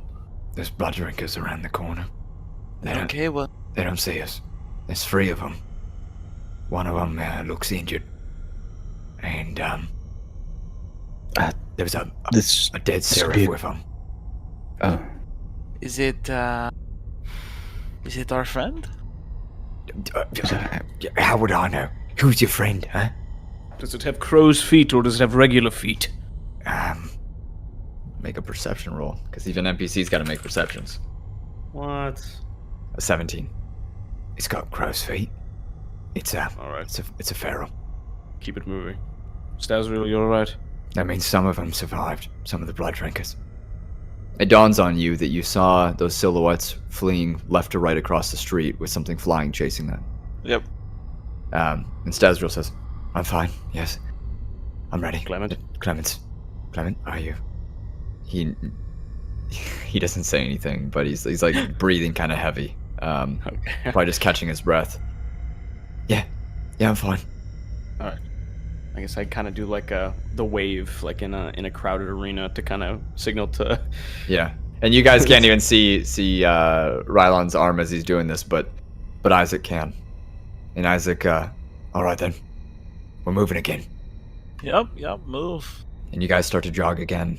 You go down a street, and then he says, right. And you guys start to bank to the right. Left here. And you guys start to bank to the left. And at some point, the jog slows down for a moment, comes to a halt. Oh shit, which fucking way is it? I think it's this way. Right. And he leads you guys right. And you start to head away, down a road. Stairs here, downward. Careful, watch your step. He slows down the pace of it as you guys begin to step down the steps. There's a door here on the left. I'm gonna open it. He opens the door. And there's gonna be some stairs. We're gonna go down them, okay? It's gonna go for maybe 50 to 60 stairs. I'm going to fall. Going to what? Fall. He ponders that for a moment. Alright, here. The darkness dissipates. It goes into nothingness. You guys can now see each other, like within, the short range that you guys have between each other, but it's Darkreign, so it's like dark. And he anyone have a light of anything, any spells, any? Oh yeah, he lights his fucking lantern on his backpack. All right, Yeah, I cast light. all right, give it to me, the lantern. He reaches into his bag and he pulls out the other lantern and he hands it to him. I'll be keeping mine, thank you. He kind of like shakes his head, like bringing it back a little bit in disbelief, like what the fuck is like, but grabs the lantern nonetheless and lights it and holds it out in front of him as he starts to descend down the stairs. And as you guys do you all file into this kind of, it's like a narrow corridor with stairs that go down underground. Yeah. Okay. Yep. Everyone files in then, and Yep. and Troy closes the door behind all of you. Dad, do you want me to lock it? Dad. And Isaac looks back up and, yeah, do it. And you hear like a series of deadbolts, like 1, 2, 3, 4, 5, from like top to bottom all the way down. And then Isaac looks between you guys. All right, come on then. And you begin to descend down underground. I'll get paid more for this, by the way. Uh-huh. You go for 30, 40, 50, 60 steps. And you come to another door. Alright. Any of you, squeamish about anything? Anything gross you out? You afraid of anything? Spiders, creatures, monsters, anything? Yes, plenty of things. Are you ready then? There's gonna be a lot of them in here. Sure. Wait, are we going to the Undercity? No. Oh, thank God. No, this is our place. He looks up at Troy. Kind of scans eyes with you guys. You, live with a bunch of monsters and spiders and things? Well, I guess you'll see, and I can explain it. Okay. Look, I'll get that you paid us. That you're our, and he air quotes, employers. But down here, you listen to me. Yeah. He locks eyes with Eamon for a while. Probably uncomfortable amount of time. Yeah, he's got this bemused expression on his face. Draws in a deep breath and lets it out as a sigh. And then he grabs onto the handle of the door, turns it downwards, and opens the door, and it creaks open. And all of a sudden, you hear kind of like a muffled cacophony of different creatures chittering and trying to growl and screech. And as the light makes its way into the room, he begins to light a couple torches using the lantern to light sort of like one of them, and then hands you back this lantern. You can have this back. And he picks up the torch from the wall. He dips the lantern and places it back in his bag.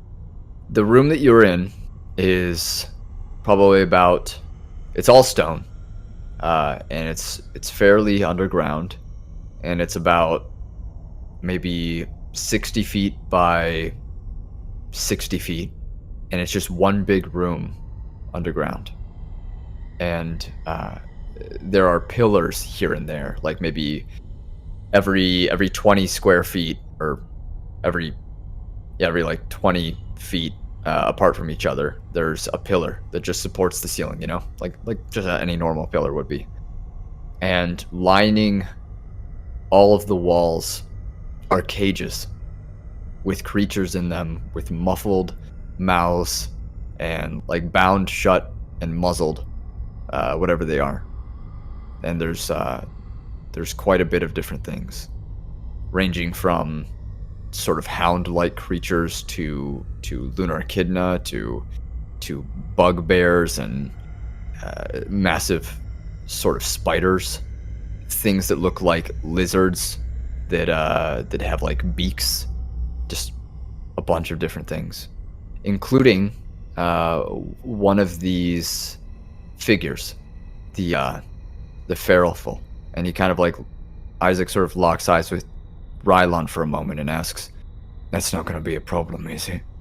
As he's walking along, lighting all these torches, walking past this feral faithful that's like caged up behind steel bars. Why would it be a problem? It's a seraph. Clearly, it was a seraph until it itched for something more. Good. We sleep on the floor over there. And he like nods his head towards the center of the room where there's like a long wooden table with a bunch of sort of different tools. Some of them for capturing and containing things. Others are weapons or pieces of armor, like just pauldrons or vambraces or greaves and stuff like that. And just a whole bunch of different supplies. You can cast it in the open over there if you'd like to cast it still, but we should be safe down here. I don't think they'll be able to detect us, but we don't keep food down here because it makes the monsters mad, and you don't want them to be mad. And you offered an explanation for... He kind of waves a hand around the area.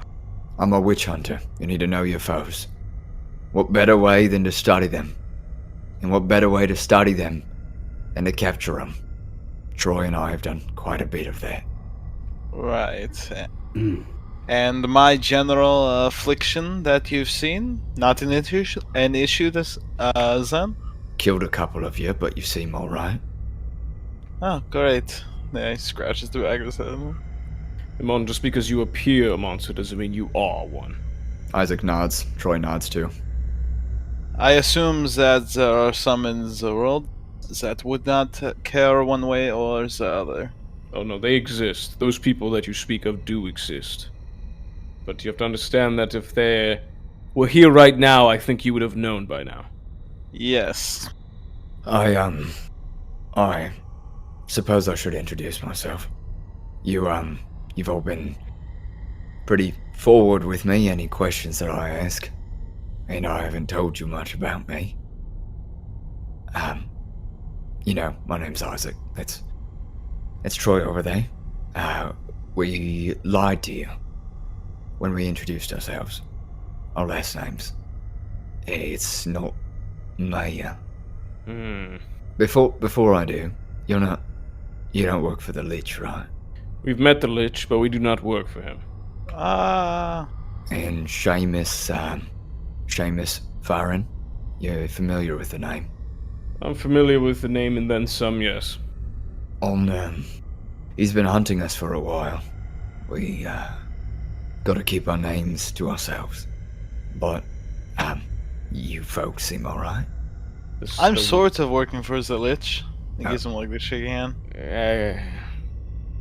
He promised to cure my affliction. He gave me a list of ingredients. That's what you want, is to cure your affliction. What do you have so far? Well, I have the book and not much else. Do you want... The unread book. If I had the other things, would you want them? Yeah, perhaps, yes. I would. He points over to the table.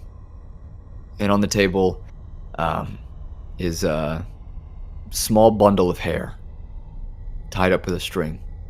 And Additionally, there's a bird-like figure that is sort of wrapped up in bandages. Twice murdered raven, and the hair from the lost but not found. It's yours if you want it. Look towards Eamon. Yes, I would like to at least have it, so I have the option of deciding what I must do. Now you do it here now, or you don't take it. That hair is important to me. Yes, I find it a bit strange that it would have to be here and now if you're giving it to me anyway. Well, I'm only giving it to you if you use it here and now. That was my father's hair. And what are the conditions for this type of hair? I've never been one for riddles. Lost but not found. Someone that went missing and was never found. Easy as that. Gotcha. And how about the twice murdered raven? Killed, Huh. resurrected, killed again. And is that very important to you? Not at all. So I may have that? You may have that. Alright, well, I will take that from you for now. Oh wait, where's Clemens? Clement's there. He's kind of like half hiding behind Stazriel, who has his wings out. Like, so like if you imagine it like this, Stazriel has his wings out, and the kid is kind of hiding between one of Stazriel's wings and Stazriel's like side. I walk up to the kid, and is he still wearing that classic Ostoyan hat? He is, definitely. It didn't fall off. I pop it off his head, and I look inside and see if I can find Halifax hair. Oh, that's sick. I would say, yeah. I'm not gonna make a roll on that or anything like that. I think that it's he wore it plenty of times. He always had it on him. We all know that.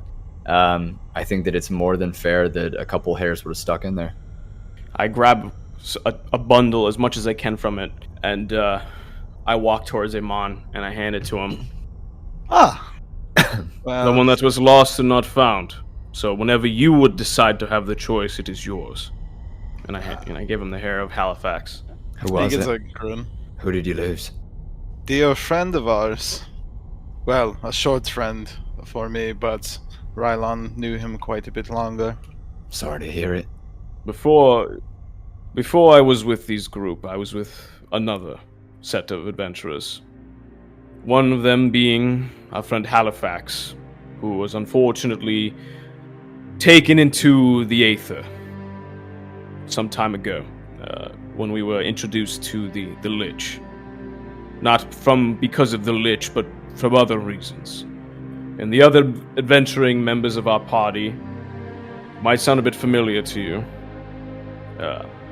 One of them, his name was Gabriel, but I doubt that means anything to you. But his last name is Farron. Gabriel Farron. Aye. He wouldn't by chance be related to Yes, Um, he is. well, But it doesn't end there, Isaac. oh, So the other one, right? right, The one I spoke to you about, my friend that you reminded me of, Ruben. right. His last name was Olsen. His brows kind of soften up a little bit. There's like one of the monsters that is just like caged up. One of these like sort of dog-like lizards with the beaks and chameleon eyes sort of chitters and starts to like yak. And Troy is already over there and like bangs against one of the bars with a hammer or like a club or something. And you can hear him like mumbling something like, "Oh, shut up." And Isaac, sorry, did you say Ruben Olsen? That I did. Where is he now? Last I spoke, or at least, not really that much true.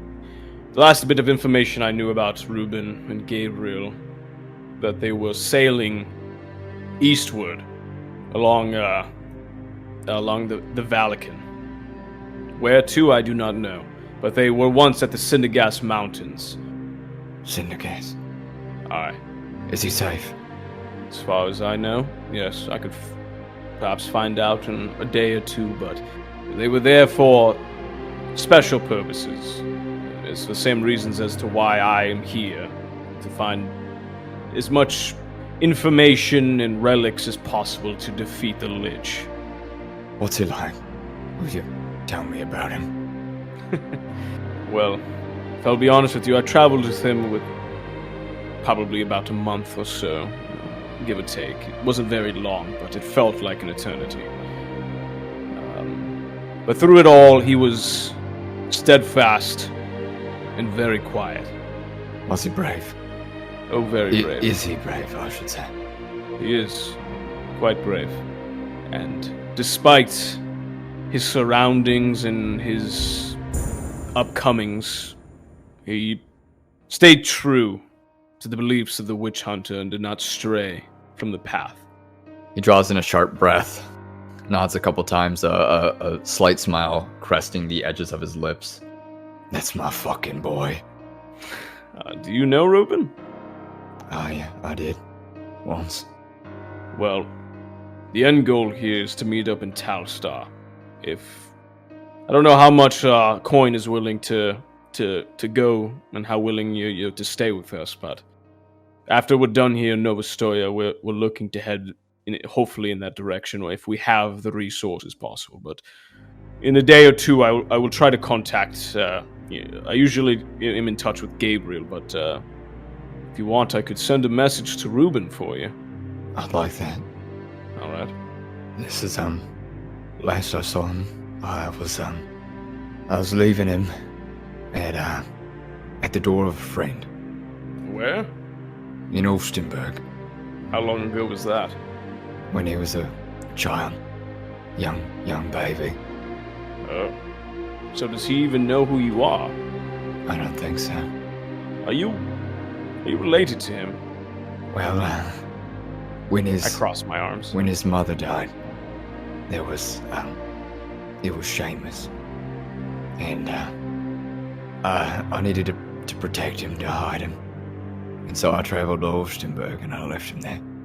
He's my boy, He's your son. and Troy is his brother. I take a step back. I'm like, whoa, oh shit. These are some revelations. But, well, it pains for me to say this to you, Isaac, but your son looks to another as a father. I know. It's Corin, I'm sure. I can't think of it being anyone else. Yeah, I believe so, yeah. The name rings a bell. I think I only met him like once or twice. But, the only thing that kind of weighs on my mind is, when I was traveling before we got to Void, I believe. Right.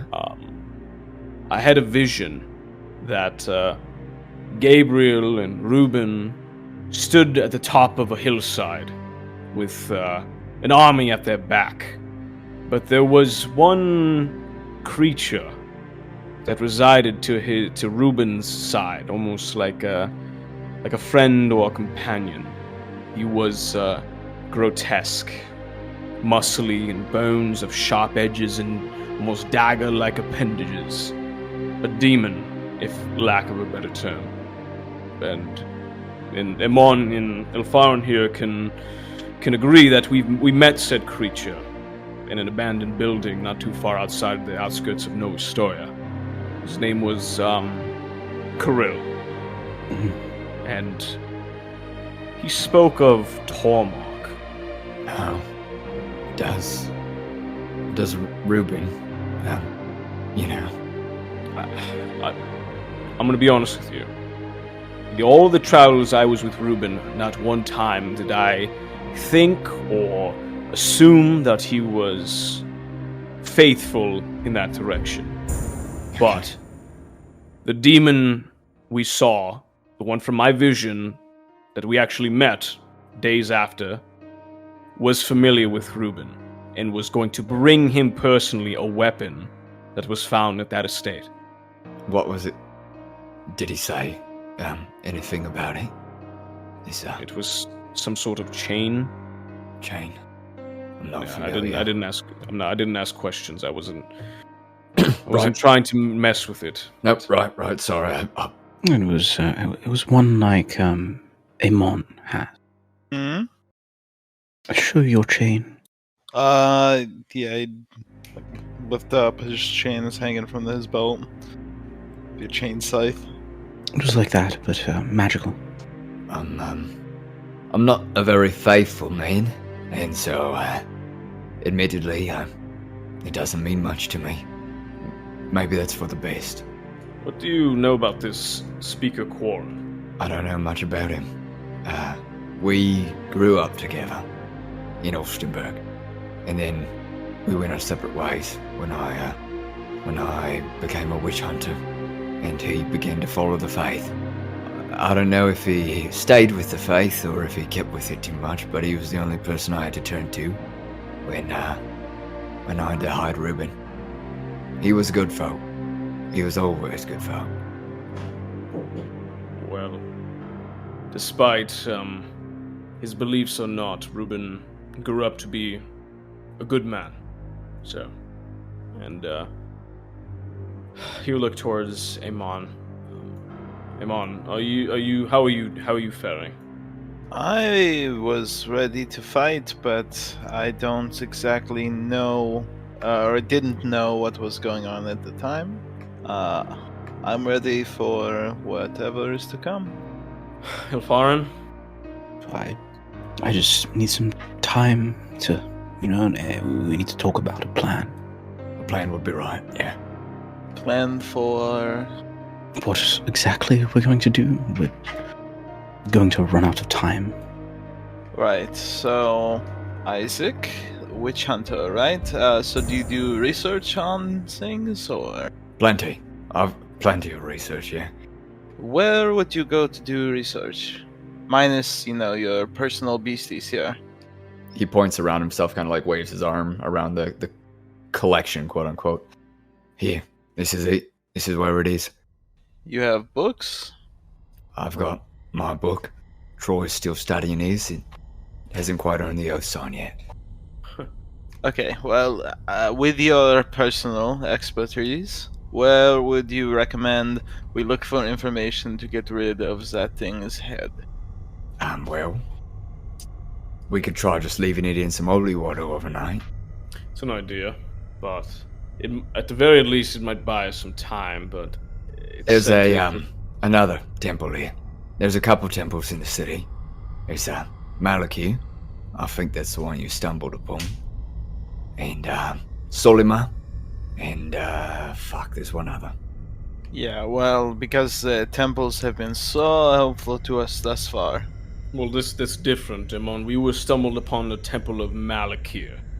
That is a daemon, not a seraph. Yeah, alright. But, okay. So, where do these bloodsuckers sell these parts that they harvest from all these beasties? Huh? What do you mean? Well, the man said he was going out to hunt and to gain trophies and the like, right? Oh, hell if I know. It's blood drinker shit. I don't mess with it. So you've never tried to gain any funds from the things that you kill? Never. It's not for sport. It's to keep things clean, to make people safe. Do I look like Yes. a fucking asshole to you? No, very respectable. But so the blood drinkers then, they have their tower, right? They do. They've got more So- deeper in the city, the actual Crimson Court. Well, perhaps heading deeper into the city and dealing with them. Going directly to the Crimson Court, you mean? Well, I don't know how that works. Personally, I'm not from here. Right. Let's leave that one off the table for now. Our most pressing issue is getting rid of would be correct. This head. Yes. Preventing it from regenerating and coming after us again, or going after others. Stazriel butts in really quick. As I said, there's this time. It could be a matter of days, or I don't know. Almost a week, I think. Right, but adding on to the fact that we announced its presence to several of its friends, dare I say? Zealots, yes. I see where you're going with this. We want to get rid of it as soon as possible so that they don't get it. Stasman. Go ahead. No, go ahead. I could attempt to commune with Zabriel. That's what I was just going to Zabriel ask. knows most things. That was going to be my suggestion. Barring that, Mr. I think that it's a good idea that we go and attempt to, in a holy house of Solima, that you attempt to. I smile. Oh, Solomon, you say? Right. Desperate times. Desperate times indeed. Desperate times indeed. Ilfharyn, you said you were going to say something. No, just as much as I would like to take the time to consider some other options. It's pressing. We don't know. This. Let's say there's. Let's say worst case scenario. They killed that one, and the other two were restrained. There would be 7, right? Of the Or more, yes. yes, or more is what I'm getting at. We don't really know how many are in the area. This is one place, and there were 8. Who knows how many are here? I'm capable of at least performing the spell, at least if I'm lucky, 4 times. I could do 4, but I'm going to be losing out on other things. As will I. And all the while, they'll be, if all of them, worst case scenario, are in the same place, then they'll be attacking us. Well, you're casting. But It might not even work. But if it does work, at least, say, if we're lucky, half the amount of times, right? So 4. At least that's 4 less we have to deal with, or 4 more that are going to be fighting amongst us. Is it not a guaranteed thing that it will dispel the magic? Depends on the magic. Is it possible for the spell to miss or something? It can't miss, no, but it depends on the magic. Right. Some magic is more powerful than others. I see. Isaac kind of takes a moment to look around. If you have any doubts, when we're done resting, when you've taken time to glance over the spell, I don't need that one anymore. You could attempt to cast on it and go from there. A practice run could be a good idea. It would be good research for me. Yes, well, we don't want to find out that it doesn't work, or the chances are so low that it's not even worth expending the energy while we're in a situation like that. Right, but I don't much fancy the odds of fighting, let's see, 1, 2, 3, 5 on 8. Minimum. Right. No, I don't fancy the odds either. Well, what are the odds that we run into Yakov? That might have been him that we passed, for all we know. He has just a pit in this fight than we do. I mean, I would hazard to guess quite a few of the blood drinkers do know. Aye. You could send him a message, no? Tomorrow? Isaac begins to chuckle. Honestly, tomorrow I would say, to be honest with you, no. It's either tomorrow I choose the ability to send a message to someone or the ability to dispel magic. And I'm on the front of dispelling magic. Mm-hmm. I could, try and find him. Find him? What does that mean? Well, we would have to go out for it. Oh, so you want to just go out in the streets and adventure and see if we could run into... I mean, we're going to have to do that anyway. Well, I mean, if that's the case, then, of course, if we run into him along the way, that would be beneficial, but I thought you were referring to some sort of magical means. No, all practical. Actually, I think that Ilfharyn might be onto something. If we go looking for them, then What's the chances that we run into just an individual, feral, faithful? Something we could handle, I would imagine. If we fight them one at a time, it would be safest. This also isn't a bad idea. We could set up an ambush, watch a sudden, a few streets, and I don't know their tactics, so I wouldn't be able to say whether they go out together or singular or a couple of them or. They'll be in pairs. If they're desperate, they'll be individual. But that might take a day or two for them to become desperate. Well, there's plenty we could do with an ambush. I'm proficient in illusion. Could drag them into an area, create a sound, a moving image for one of you. But if they're detecting whatever that you group are, then they'll be able to find exactly where you are. True. Yes. Or I don't think they'll be able. You're not celestial or anything, are you? He looks at Ilfharyn and asks that pointedly. No. Then, I hate to say it, but you and I could do the ambushing, and the others become a bait. That's possible. He looks between Eamon and Rylon. So, bait then? I will carry the bag or something. You will lie in ambush. No, I don't think that we take the bag out there with us. I think that that's probably the worst thing to do. Is to offer the opportunity, should things go wrong on our side, to give them what they're looking for.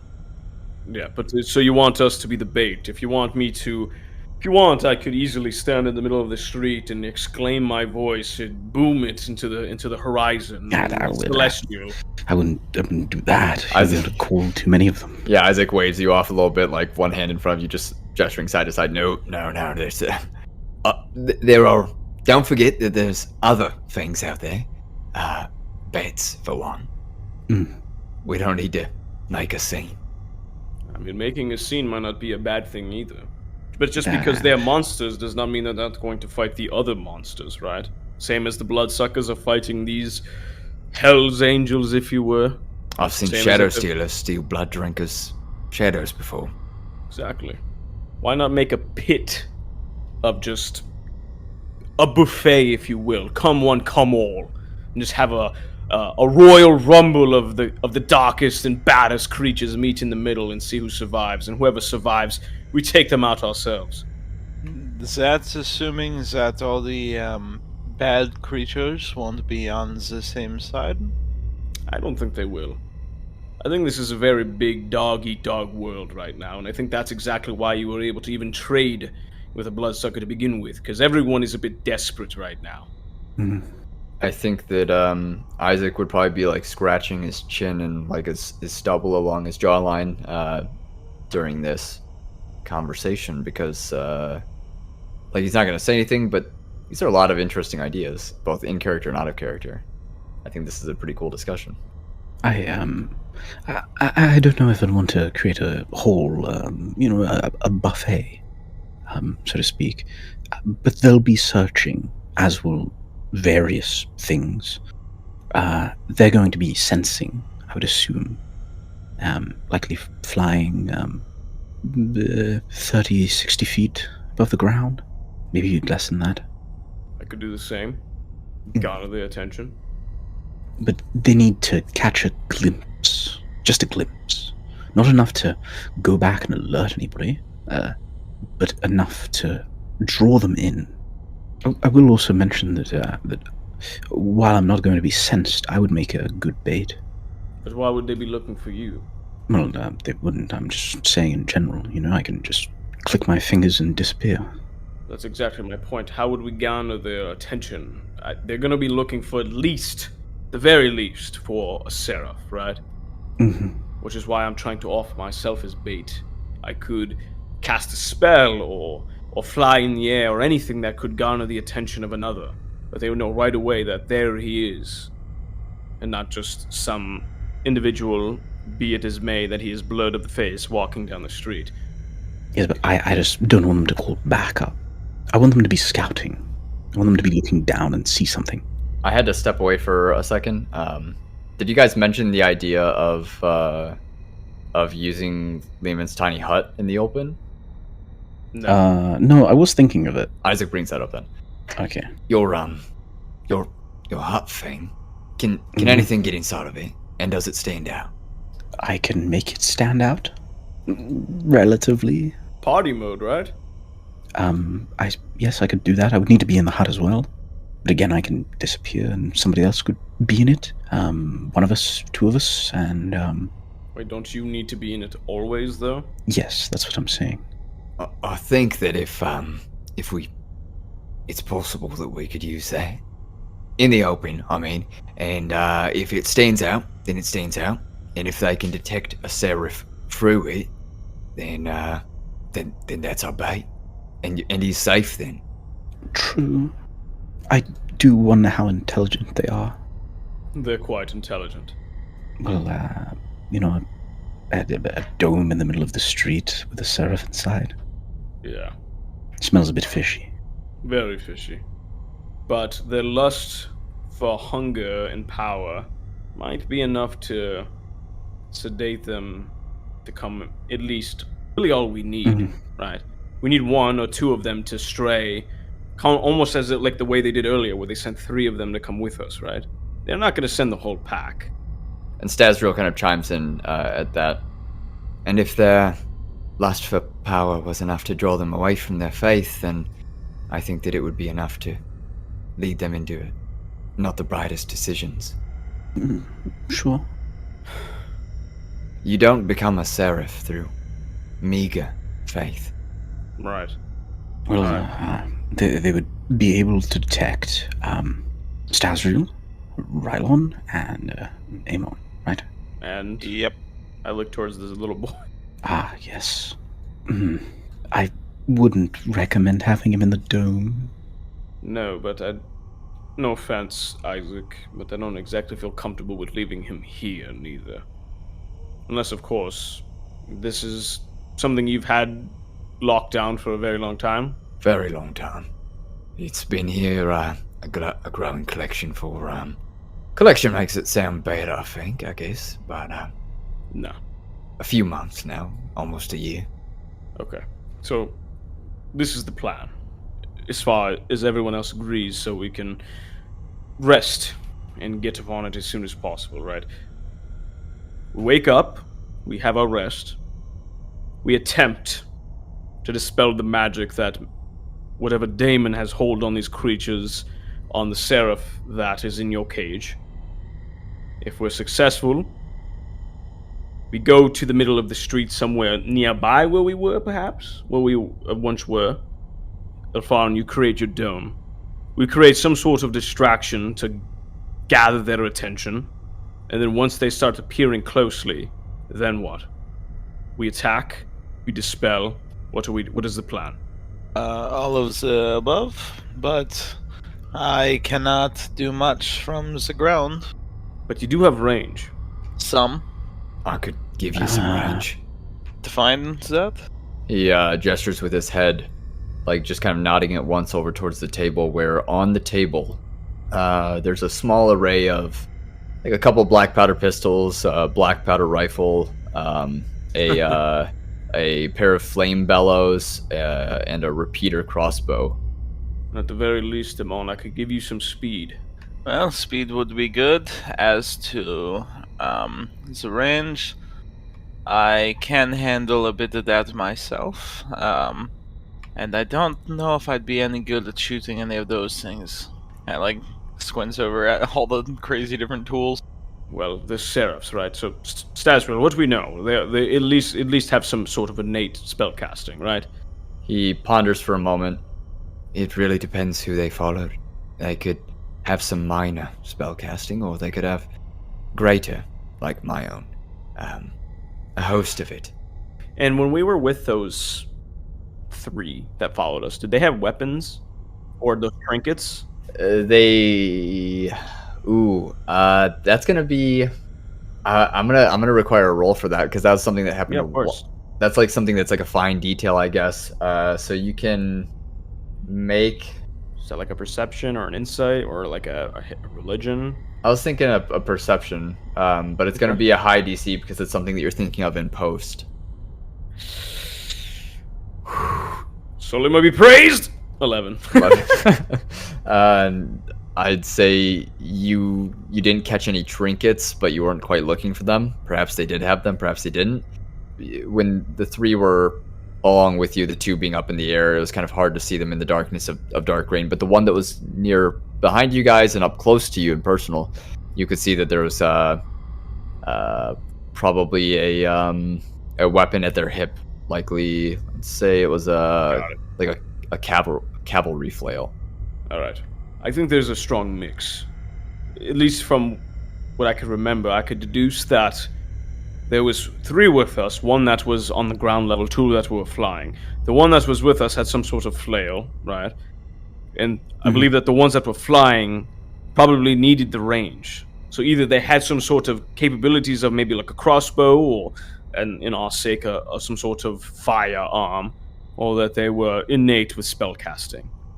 So if we're going to chalk it up to equation, we'll say that at least 2 out of 3 of the seraphs that we're going to encounter are spellcasters, or at least have some sort of innate spellcasting. Fantastic. Can you fight against spells? Me? How do you... With counterspell? No. Like I said, it's either at this point now, it's either I take the sending, or I take the dispel, or I take the counterspell. Because right now, what I have prepared, is my ability to count that aura of guardian protection, of the seraph, little seraphs flying around me of protection. Daylight, in case we run into a horde of shadow stealers or blood drinkers alike. And then I have the ability to, which I was going to potentially cast on the both of you, and I look towards Eamon and Ilfharyn, of haste, giving you both movement and enough speed to at least give you another attack before you tire out. Would be nice. I can maybe hold them in place How do you mean? with a web. Oh. And you think you could gather more than one with this web? If they're together, yes. It's not too big, but it's relatively. I think them being together is going to be at a moment's notice, right? It's not something you're going to have to wait on, Ilfharyn. It's going to have to be like a spring of the action, you understand? If you could... Now, this is up to you. I'm not going to tell you how to manage your stuff, but if this is what you're comfortable with, I do like the idea, at least to hold them in place so we can use our surroundings accordingly. But if you find a window where you can at least capture at the very least 2 of them, or, at least whoever, I don't know how many are going to come after us, but at least 2, if you see a window for that gives us the biggest window and advantage possible. Isaac is standing there with his arms crossed, and he kind of clears his throat and gestures with his head towards the table. Once again, we're leaning up against it are a pair of catch poles. Troy and I, we know how to use those. If they're not spellcasters, not ranged, then we could hold them in place. Excellent. So, Ilfharyn, do you want me to, instead of getting dispelled, do you want me to counter? It could be safe. It gives us less in case there's more of them, but at the same time, we don't really know what they've got in their arsenal. But it's better to be safe than sorry, right? We might not be able to remove the curse on all of them, but you have to understand that once that spell that they have on them is broken, they're going to be stricken of everything they know and have. They're going to be just a normal man standing on the street after that. So that's almost as if like you're taking away their power as a whole, one by one by one, right? And if one of them decides to do anything crazy, and I'm there to counter it, at least that buys us a bit of time before you're able to enact another spell, right? Because they're going to throw everything they got at us if they know that we, or at least who we introduced. I'm a seraph, right? So they know that they're not with me, and they know that I have what they're looking for. So they're not going to hold back. So it might be for the best that I take it, just in case. Just I'll drop. Sorry, go ahead. I was going to say, I'll drop the daylight spell, and I will take counterspell. But if we practice on that said creature over there, that's only one less spell that you'll have to use against them. That's correct. Although if we took an hour, I can rest. I mean, what's an hour, right? Not too much. I do want to bring up out of character. So this is this presents a cool opportunity to just an example. I'm not saying that you need to. I'm not suggesting that you do this, but it's a really good opportunity for me to give an example. When Darkreign started, we talked about how everyone would have kind of like 2 of these flashbacks that they can do at any point, because we can't possibly think of everything in the moment. A lot's going on, a lot's happening, and Darkrein's going to be very dense in activity. Hypothetical, you could say that you want to use a flashback to go back and cast like detect magic or whatever the hell before you entered the cathedral, and you could gain a little bit more information from that based on kind of like what you're facing. However, that's a mere suggestion, or not a mere suggestion. That's not a suggestion. That's a mere example, because I just want to make sure that you guys always have that in your thoughts and arsenal.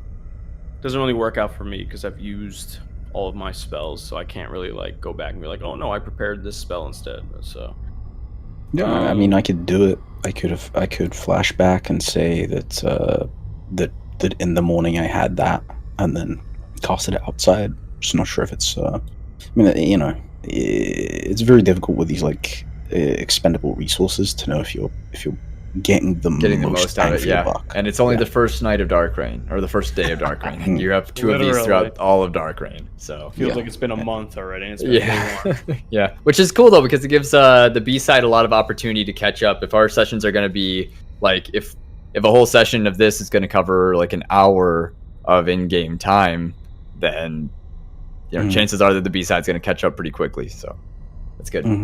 Until they reach Darkreign. They just got to the part where the darkness pulled up back from Ostoya. Fun fact. So they're like 5 days behind you guys. They're 11. So they're like what in layman's terms? They're like 11:59 at midnight before Darkreign. Gotcha. All right. So I think we should go with this plan, because if at least we could take out a couple of them with your dispel, that's better than none, right? And we can use that to our advantage, and we'll at least be able, whoever they're going to be after they are stripped from their wings, is not someone we need to really worry about. So we can focus our energy on whoever remains, and Isaac and Troy here are more than capable of dealing with these kind of creatures as well as us. So I think we'll be okay. Okay, so tomorrow I'm waking up before you, obviously. Of course. I'm going to refresh my memory on Dispel Magic. Are we going to need the dome quickly? Isaac looks between you guys. So long as we don't cause a ruckus, and I look towards Isaac. Can you do that dock thing again? Yes? Tomorrow, yeah. How long does that last? Minute or 2. Minute or 2. Or sorry, not a minute or 2. Like an hour, up to an hour. Okay. Perfect. That's all you need, right, Ilfharyn? I would need a minute or 11. 11. We'll do 11. Ideally 11, so that I can, I don't want to be focusing on that. I think we'll shoot for 11 to conserve resources. Okay, so Isaac will cast this darkness, will surround you, and you'll focus on that, and if anything comes out our way in between that point, we'll all gather, conglomerate and just take care of it before it reaches you. None of you will focus. be able to see. And once that dome is up, we might not be able to see, but at least we'll be able to be a barrier to allow Ilfharyn to focus, and that's what matters the most. We need 10 minutes, 11 minutes at the very least, or very most. And I think we'll be all right. Okay. I'll make sure that I have web. don't know if there's anything else I could suggest. Dispel magic, of course. Yes, of course. I'll take the counter, and I'll save. I'll refrain from using daylight, and I'll replace it with dispel, and I'll keep haste and the ability to summon those guardians. Okay. And of course, I will have the guardian, the large one, the spectral Yes. So we have a bit more protection, at the very least. We have dry light. We have lumen here. You know what that is, right? Mm-hmm. They're kind of like flashbangs, basically. It could be useful. Oh. It doesn't hurt to have them. Yeah, he continues looking around, kind of like squinting back at the table, like looking over his shoulder towards it, just kind of in thought, taking inventory of what they have available. Who is going to be in the dome with me? Everyone who can be detected? Stazriel looks to you. I can. If you Sure. Okay. So, Stazriel, Rylon, Eamon, we leave the child here? Alone. Troy can stay with him, if need be. Okay, so are you going to be outside the dome or in it? It's your choice. Sorry, are you saying that to Yeah. Isaac? Yeah. Oh, okay. Sorry, I thought you were saying that to Rylon. I don't know why. So that's everyone, though. It's only Isaac who's going to be on the outside. Mm-hmm. If we're gonna be near the inn or the house, then I can be outside. I can be in either. Okay. You'll you- take that catch ball. I can. And if Alright. I catch one, if I see one that doesn't look like he can cast spells and he stays on the ground long enough, I can charge over and try and grab him. Alright. The catch balls they have reach, so as long as an opponent's melee attack, 10 foot. yeah, Right. yeah, so they can keep them far enough away entangled that they can't be a threat really as their Mhm. melee range, which is really cool. That's such a cool item. Okay. And then I have the insurance plan as well, Right. just in case everything else fails, or in case 10 of them turn up. He kind of looks between you guys.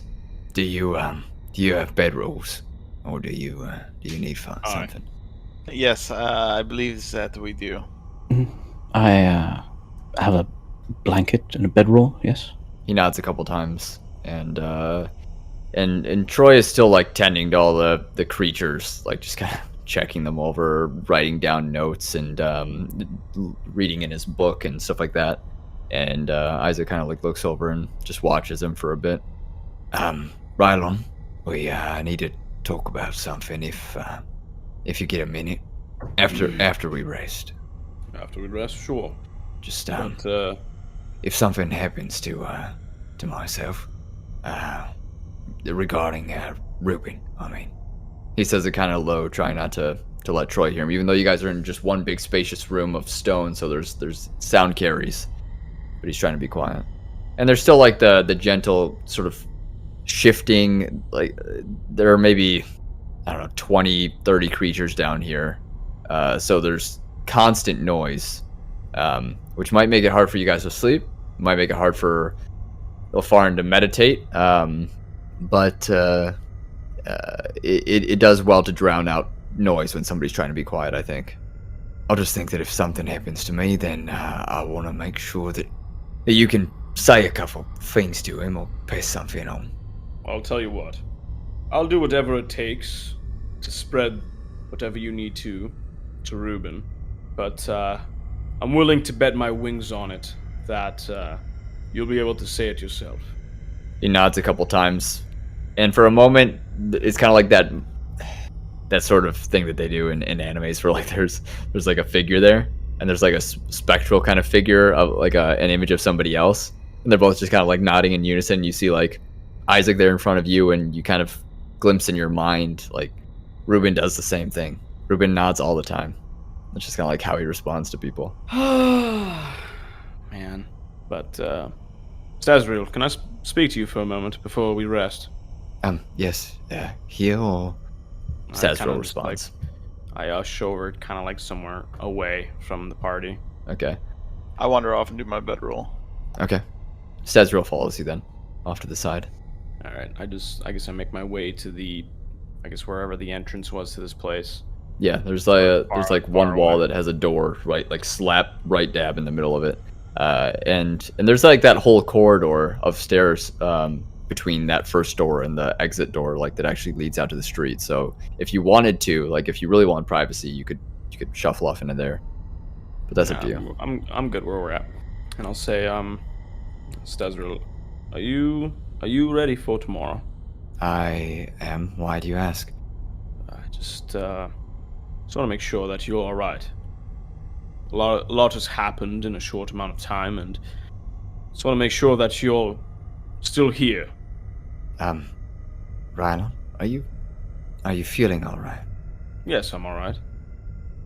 And Rylon would be kind of like his hands would be overlapping each other, and he would be pinching kind of like that area between his thumb and his index finger.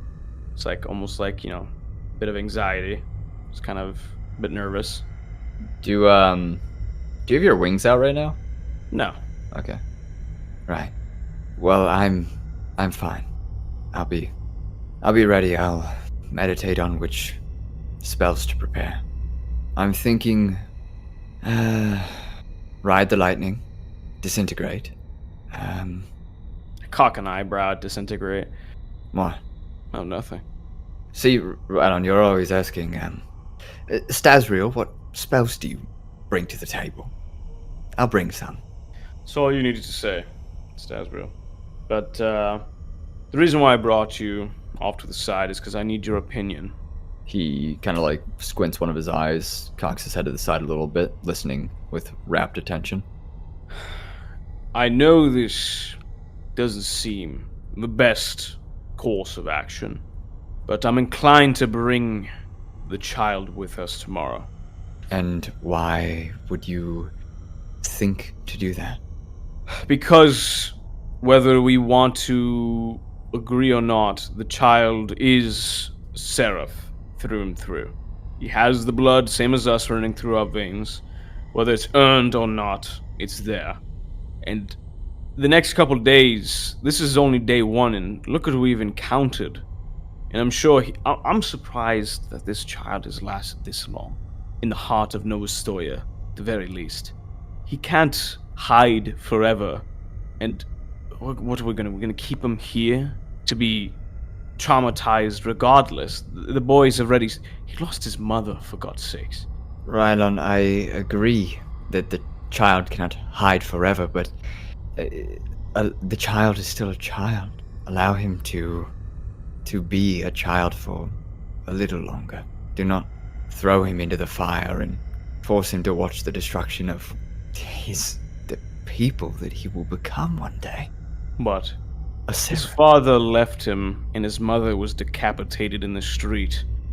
I Yes. think whatever is left of him being a child is far gone, Stazril. Could it not be rebuilt? Could those memories not be suppressed? You heard it. He seems faithful that his father will return. He's faithful that we will bring him to his father in Talstar. And last time I checked, the road between here and Talstar, whether it be true that we leave him here with whoever we meet in Nov Ostoya, or we bring him along with us, it's not going to be easy. So what is another day, a week, 2, a month? Why not prepare him? Have you even thought to consider that he should first find a faith before he is forced into one? Of course, I'm not saying he should follow into the steps of his father, nor to mine or to anyone's. His life is his own, but his life is special nevertheless. And he's looking to people like you and I, because he can relate to us. So we either hide him from who he is, or we show him. He brings his hand up and kind of like scratches at the edge of his forehead where it turns into his hairline. I see where you're coming from, Rylon. I do. I think that there's good to come from it. But I also think it's a trade-off. In ways that we're not his parents. And I understand. They're not around, but that doesn't make us his... Ask the child. I think. You want me to ask him what he wants to do? Yes. Oh, come on. His father was a Seraph of Moriel. He's going to want to be right next to us. He's going to want to do whatever I suggest right now. And, he wants to be out there. All of a sudden, are you a Seraph of Zabriel? Do you know the truth? Can you see it just by looking? You fucker. No, I am not. But I can assume. And I know assuming is wrong, but he's naive. He's a child, and this is why I come to you for guidance. Despite my inner instinct to do so. Right. But if you think that we should keep him safe and far away from this, then I will do so. It's like what Ilfharyn and I were trying to explain to you before Darkreign. You wanted to be out in Darkreign to destroy the wicked and conquer the evil and protect the streets and be a seraph. But is it so much to just live to fight another day? If we're putting him in harm's way, we cannot guarantee that something won't go wrong and that something would happen to him. It would be better if he lived another day to become something greater than he is now. I hate that you're so right. It aggravates me. But, alright. So we will keep him here then, with Troy. He nods, yeah. Alright. You're going to commune with Zabriel, right? I will, yes. If it's what you think I should do tonight. Well, you speak very highly of being very knowledgeable, and your Arch-Seraph being twice as much, so hopefully he's able to provide us a bit of knowledge, and if the very least, how to dispose of this abomination. I kind of gesture over towards the clothed lynch stag in the room. Okay, would you allow me some privacy? Of course. And I leave him be. I give him a nice little pat on the shoulder and make my way back towards the group. Okay. He bedroll. He stays over by the door and he kind of like leans his forehead into the door, and just you can hear as you're walking away like just a lengthy draw in of a breath and the even lengthier sigh that follows it before he starts to mumble to himself, still pressing his forehead up against the door and just like weaving his fingers between each other and holding them like at his midsection. All right. I go over there, I set up my bedroll, and I rest. And Eamon and Ilfharyn. I'm doing the same thing, except I'm sitting up and I've got a blanket on me. And Ilfharyn. I mean, Eamon. I'm going to sleep for the night, and I'm fucking ready to go to bed. I'm done. We long rest. Yes. I've been waiting. Are we ready to roll for the long rest? Do we get it? I'd say that you guys are able to get your long rest. Yeah. No creepy messages from my sister. Ammo? Ammo, It I is have the betrayed second night you. of Darkreign. I'm checking up on you. Tell me your exact location and last 4 digits of your social security number. Yeah. So you guys get your long rest, and Ilfharyn doesn't actually need to get like the full 8 hours, right? That's 4. 4. Okay, that's what I thought. So is there Just, anything that you you know, do in the 4 hours that you kind of like come to before everyone else? Just prepare spells, mentally prepare myself for what's coming. I think I'm probably gonna wait to actually try out dispelling this thing. So like everyone could witness it. yeah. And also it might kind of wake them up, I guess, because it could be loud. Who knows? Okay, so then that's your 4 hours and you're not doing anything else. At some point your stomach starts to growl. You feel hungry. I do still have a couple rations on me. We bought food for the week as well. Yeah, but that's Oh, yeah, we like, did. I don't know if that's on you guys. I just kind of assumed that was back at the... No, I got it. I have 7 days worth of rations for each of us on my person. That's like a lot of rations though. Like you're just keeping all that on you? I mean, how much would I be allowed to carry? I mean, It's 2 pounds a ration. yeah. That's fucking heavy. dried tack. So right now I have 7 days worth of rations. So I'll do the math right now actually, because there's 3 of us, right? So that's Plus Tazriel. Yeah. Be So all right. You can carry a lot of dried 180. meats and bread. So that is where's my fucking keyboard? I can't see him in the dark. 56 pounds worth of rations. That's a lot of rations. That is a lot. But So do you think you but carry I all do that have on? a backpack. Okay. I do have a backpack. So Okay. and only thing because I dropped a lot of my equipment even before we got to Nov Ostoya, I dropped a lot of my equipment.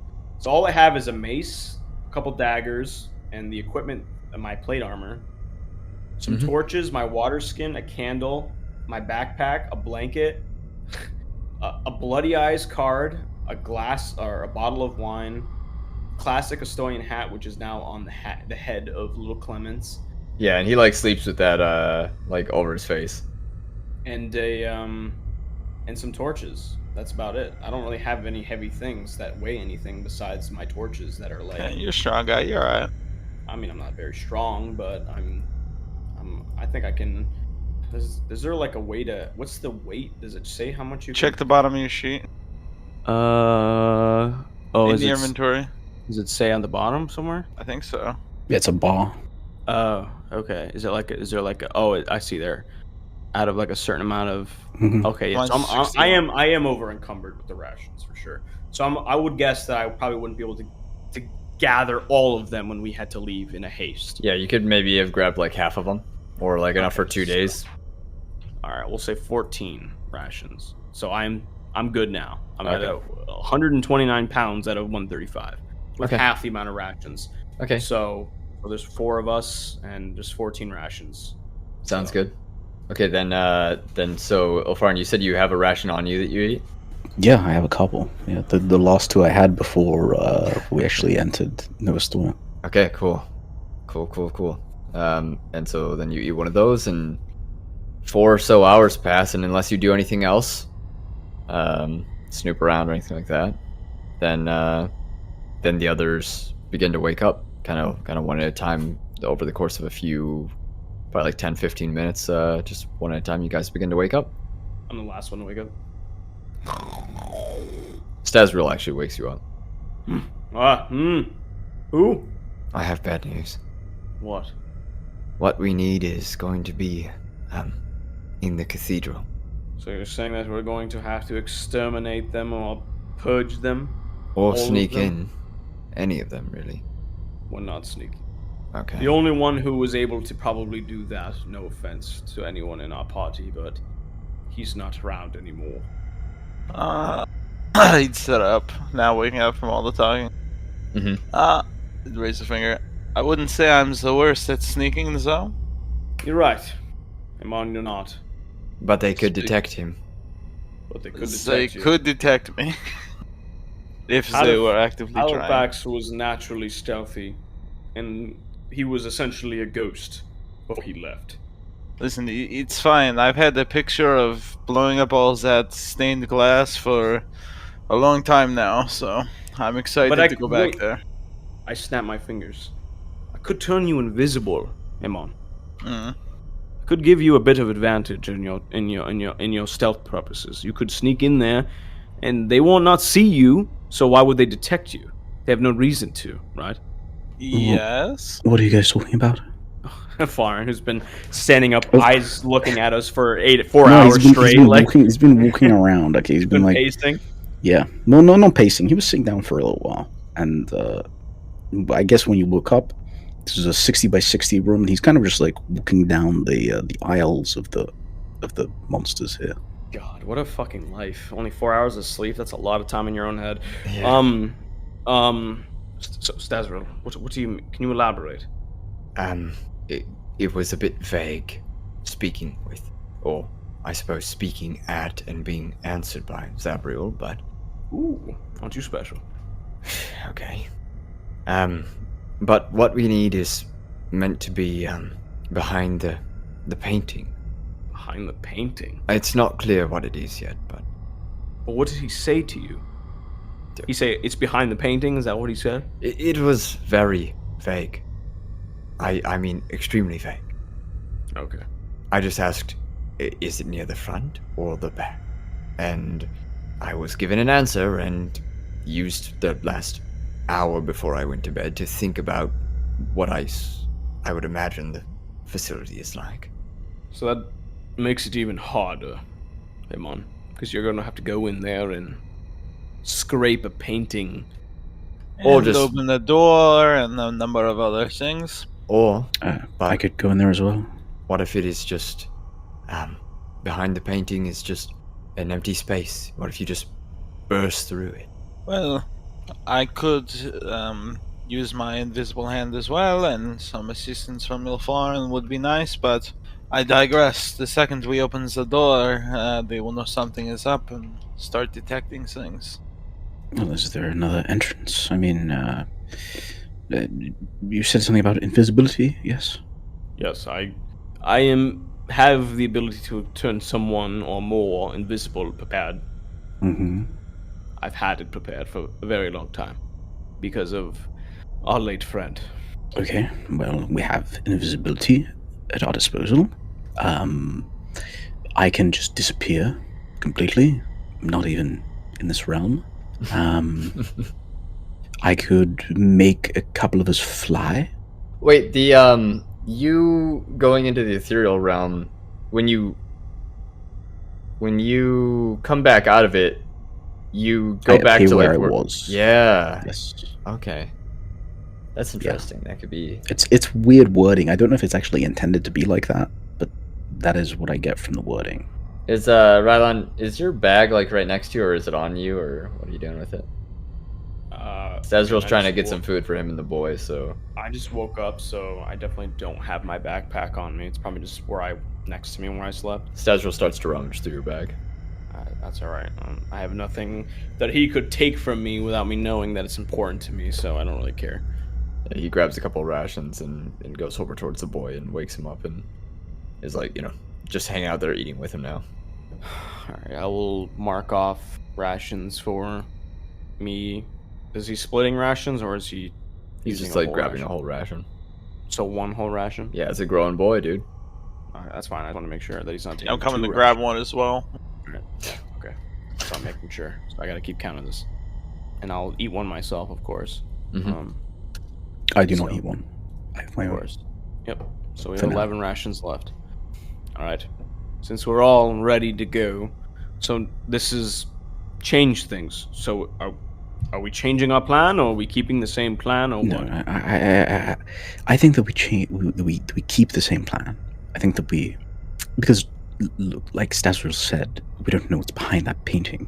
For all we know, there could be stairs going downwards. Maybe we have to do something down there specifically with this thing. Maybe we all have to be in there. But we should scout it first, and with invisibility and flight, and I can open any door if need be. Not that I think that they'd lock it behind themselves, but they could. I think we thin the herd. If we can take out 2 today, that's less to deal with. All the creatures lining the walls are starting to like wake up and are realizing, oh shit, there's people here still, and they're getting kind of riled up. Just some background flavor for you guys while you're discussing this. What about your I don't know if you've prepared this, but you've mentioned that you've potentially have some sort of eye, I Ilfharyn? was about to mention that. I completely slipped my mind. I could send that in. It's not going to be able to move the painting unless there's it can't move it. But if there's a gap around the outside of it, it would be able to slip through that. So like a slit at the very least. Just an inch is what I would need. I think that could be manageable, right? At the very least. But a keyhole, a crack in glass, even just to see how many of them there are, I could do that. Yes. And Is there- if we come across one outside, are we jumping it? Oh, for sure. Outside there, or Let's say we are scouting the surrounding area and we see some walking down the street. oh yes. Again, we should thin the herd as much as we possibly can. Okay. But sending in the eye is not a bad idea. Could search for other entryways, see how many are still lurking there. I would have it for an hour. It was a vampire's place, no? Previously? Previously. It was a lot of things previously.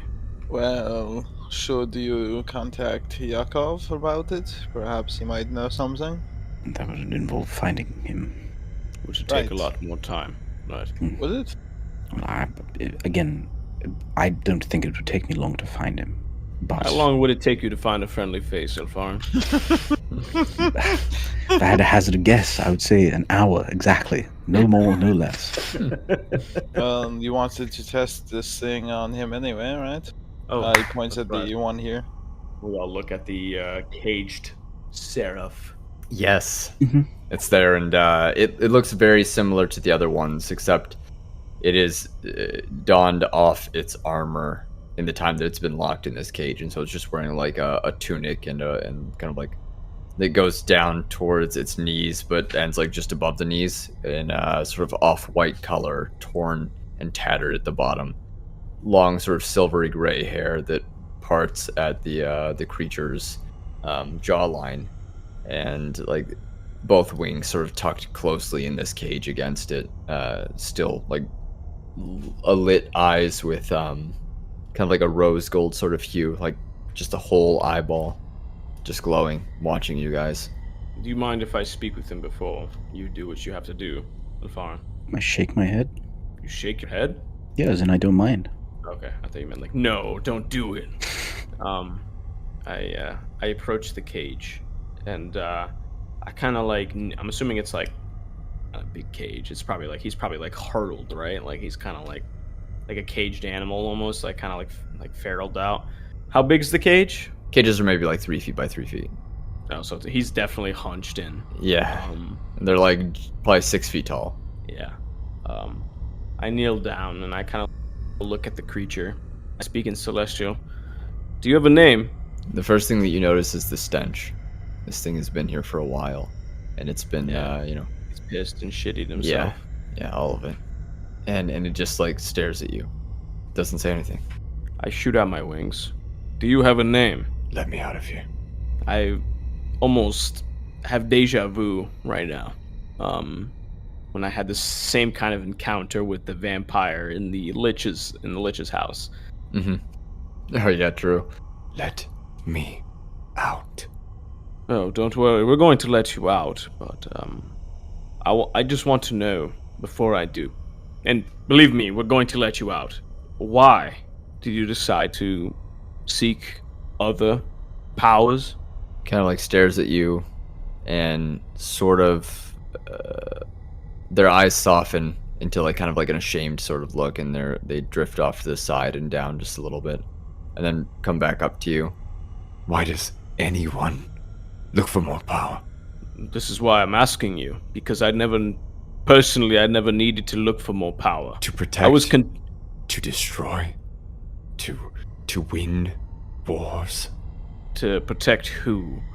To win what wars? What side are you fighting for at this point? My own now. So that was a bit of a rhetorical statement then. It You was. you were not looking for your original source of power. You were just looking for selfish deeds, and that's about it. You didn't care. Who did you worship? His eyes drift down a little bit again. I don't remember at this point. Well, I myself, was once in a similar position to yourself. I was, well, be it as it may, I did not seek other power, but I was once downcasted as a worshipper of Solima, because I too did not believe in her faith. But here I stand today, a proud supporter of justice and vengeance. Now, in your sense, in your seeking of power, and did you ever feel like that was because you needed to avenge, or you were spiting your original seraph or deity? He stares at you again. Let me out. I'm not answering your questions. Unfortunately, my friend, is that those wings on your back grant you a very, very long life. And I want to let you out, but I could also just leave you here until time itself has fallen on itself, and then even beyond that, you will still be here. Is that what you want? There's an eerie pause, and some time passes. Maybe 10 seconds, 15 seconds, and he mumbles to himself. Let me out, Ilfharyn, and I will show you what power I have gained. And his eyes start to glow a sharper and sharper and brighter rose gold. And right there is where we're going to end this session. what? 3 hours and 15 minutes of content. That'll take about 7 hours to edit. About 20, 26, 27 hours. So we'll find out what happens next with that sort of encounter when we come back for the next session. Are we still on day 1? Yeah. No, you This is guys. like Let's see. nighttime, right? You guys are. This is like nighttime of day one. I'll have to think about it and do the math. I think it might be nighttime of day 1 now. But yeah. It's rough times, guys. But yeah, so that being said, that's where we're gonna end the session. If you are listening, you better be. Go follow us on social media. Come and follow us on Twitter, on Instagram, subscribe to us on YouTube. Sadly, like we said, the giveaway will probably be done by the time that we post this, so yeah, if you didn't get it on that, there will be more in the future, and the easiest way to keep up on those is by joining our Discord, joining the community and hanging out with us, talking with us, asking us questions, whatever you want to do, but just come hang out with us, just know us. Yeah, I guess that's actually all I have to say in concluding this one, because I don't have to plug the giveaway. So thanks for listening, thanks for being here. As always, never split the party. We'll catch you next time. See ya. See ya. Have a good one. Goodbye.